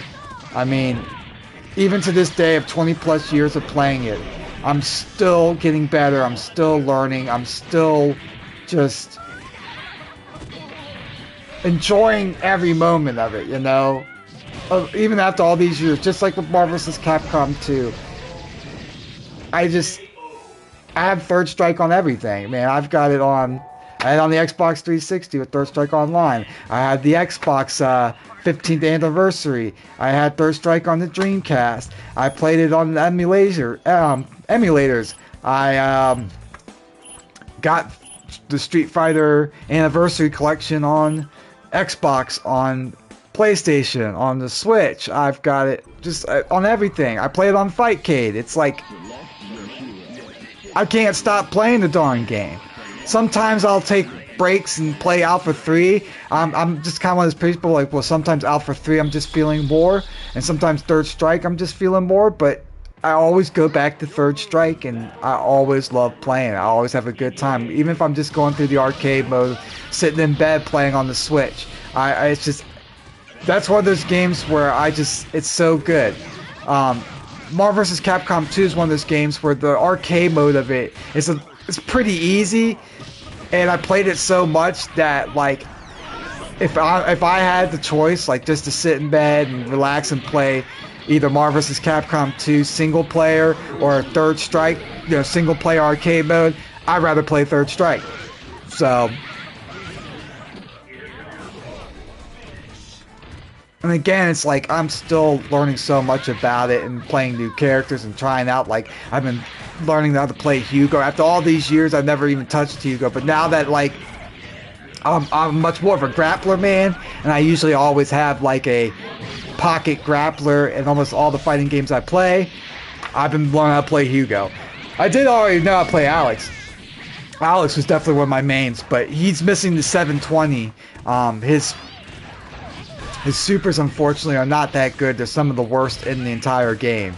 So, yeah, I love Alex, but he struggles. It's a struggle bus when you're playing him sometimes. My main now, though, is Denjin Ryu. It used to be like Dudley and Alex. Denjin Ryu is my go-to. It's my favorite version of Ryu. It is so good. There's just something about all the Denjin Ryu setups and everything, and mashing so hard to get the charge and everything so that you can just do like stun to the enemy with like a couple millisecond charged Denjin Hadouken. It's so good.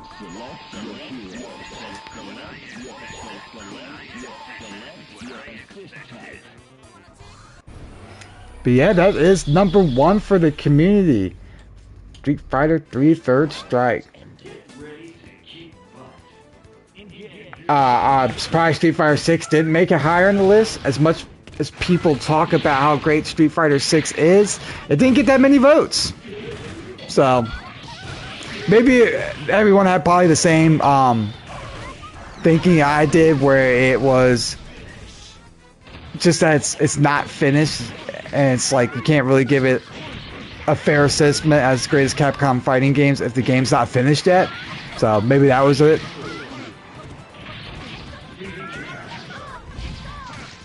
Yeah.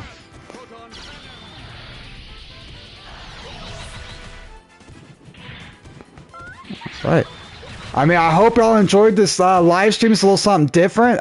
Maybe next time I'll be a little bit more prepared. I thought I was prepared enough, but you know, as I'm doing this, I get a little bit nervous and trying to think of stuff to say. I mean, I got a lot to say. I know I do, but it's just putting it all together. I had my notes, I had my bullet points, but maybe I should have like had it more prepared. Maybe I'll do this in a video next time. I was trying to do it similar to like a video format, but with a live audience, but I didn't quite realize I didn't have enough time in between like the videos and stuff and how I edited everything to let the audience, you know, give their opinion on stuff. So we'll see, it's definitely something different, something I wanted to try out. I definitely like to do more, like top 10 lists and everything. SNK, Neo Geo. We could do a Bandai Namco. I won't say Bandai Namco, but I say Arc System Works, like a top 10 Arc System Works list, or a top 10 like Mortal Kombat or NetherRealm slash NRS. Well, I guess that is NetherRealm. NRS slash Midway. You know, Mortal Kombat and Injustice, because I don't know how else you could do a top 10 list of Injustice, you know, without lumping it in with Mortal Kombat.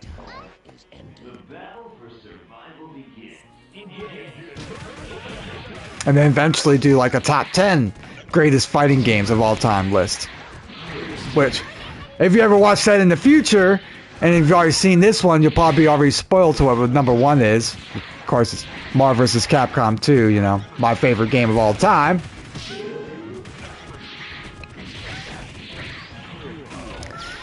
Yeah, Bandai Namco could be a bunch of anime. Well, maybe, yeah. Maybe an anime fighter list, you know? A Tekken slash Soul Calibur, you know, like 3D fighter list. That would be great to do.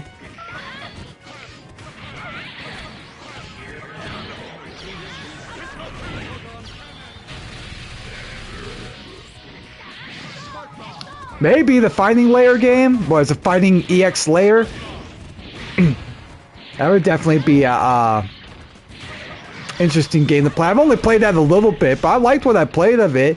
But it just felt weird because, like, I guess I played the free version or whatever, and it just felt like a free-to-play game, or where, you know, you had to spend a lot of money just to unlock characters and everything.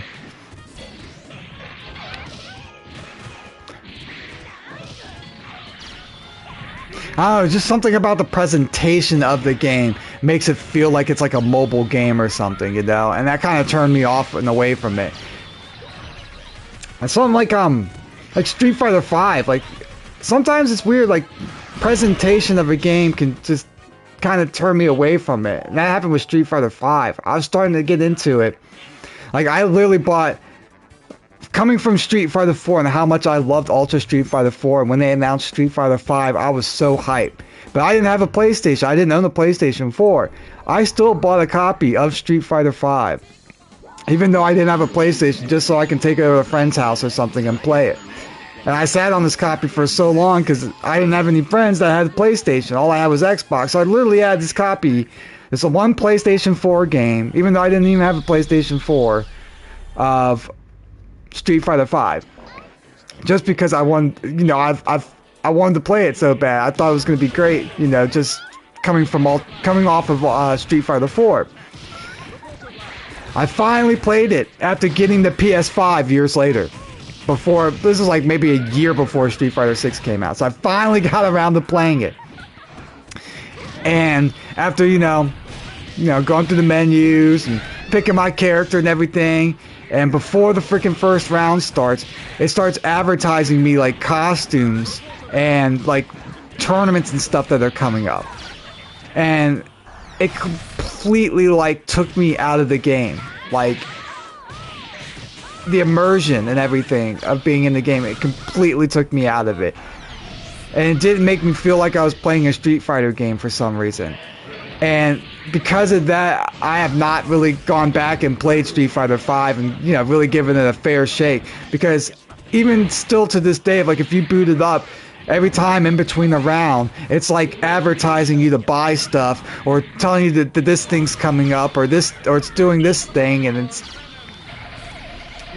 it's like, I I don't know. It just came out. It came out at that time where almost all video games were like trying to advertise monetization things. Like any chance they could get in the main menu, wherever it may be. Even when you press pause and you go into the options menu, whatever, like it would be advertising you to like buy stuff, get DLC, buy this costume or do this.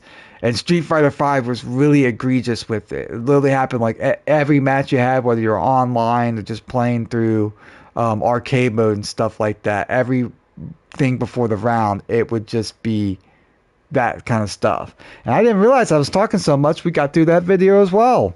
Shoot, I don't know how much videos I have here. I might have some footage of some CVS Stew stuff for you to watch while we're talking.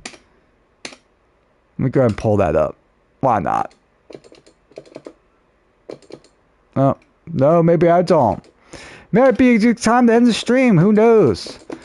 Maybe I can hop back on and play some matches here of some Marvel vs. Capcom 2. Kind of feeling the itch to play it. Either that or Third Strike. But I think it's a good time to go ahead and end the stream. Again, I appreciate everyone that has came out and everything. I do apologize for the, I won't say rushed nature of it, but it's something I'm doing for the first time. I'm trying something out different. I didn't have like a clear way of doing this. Maybe I should have done it in an actual video, like your normal top 10s. But I thought it'd be interesting to do it where the community and everything can also interact with it. But I didn't realize that I had edited out the video and everything a little too fast and didn't give it enough time to like, sink in, let y'all as the community talk and chat with me about it and me be able to chat back with you. I was kind of going right through it. And I realize now, in hindsight, I probably could have just paused it like I am now with no audio or anything going on in the background and just talked about the stuff and talked with y'all about it. But, hindsight is a biatch. So, whatever you want to call it. Yeah. But, yeah, I hope y'all enjoyed this. Till next time, though, guys. This is DevilCat signing out. Peace.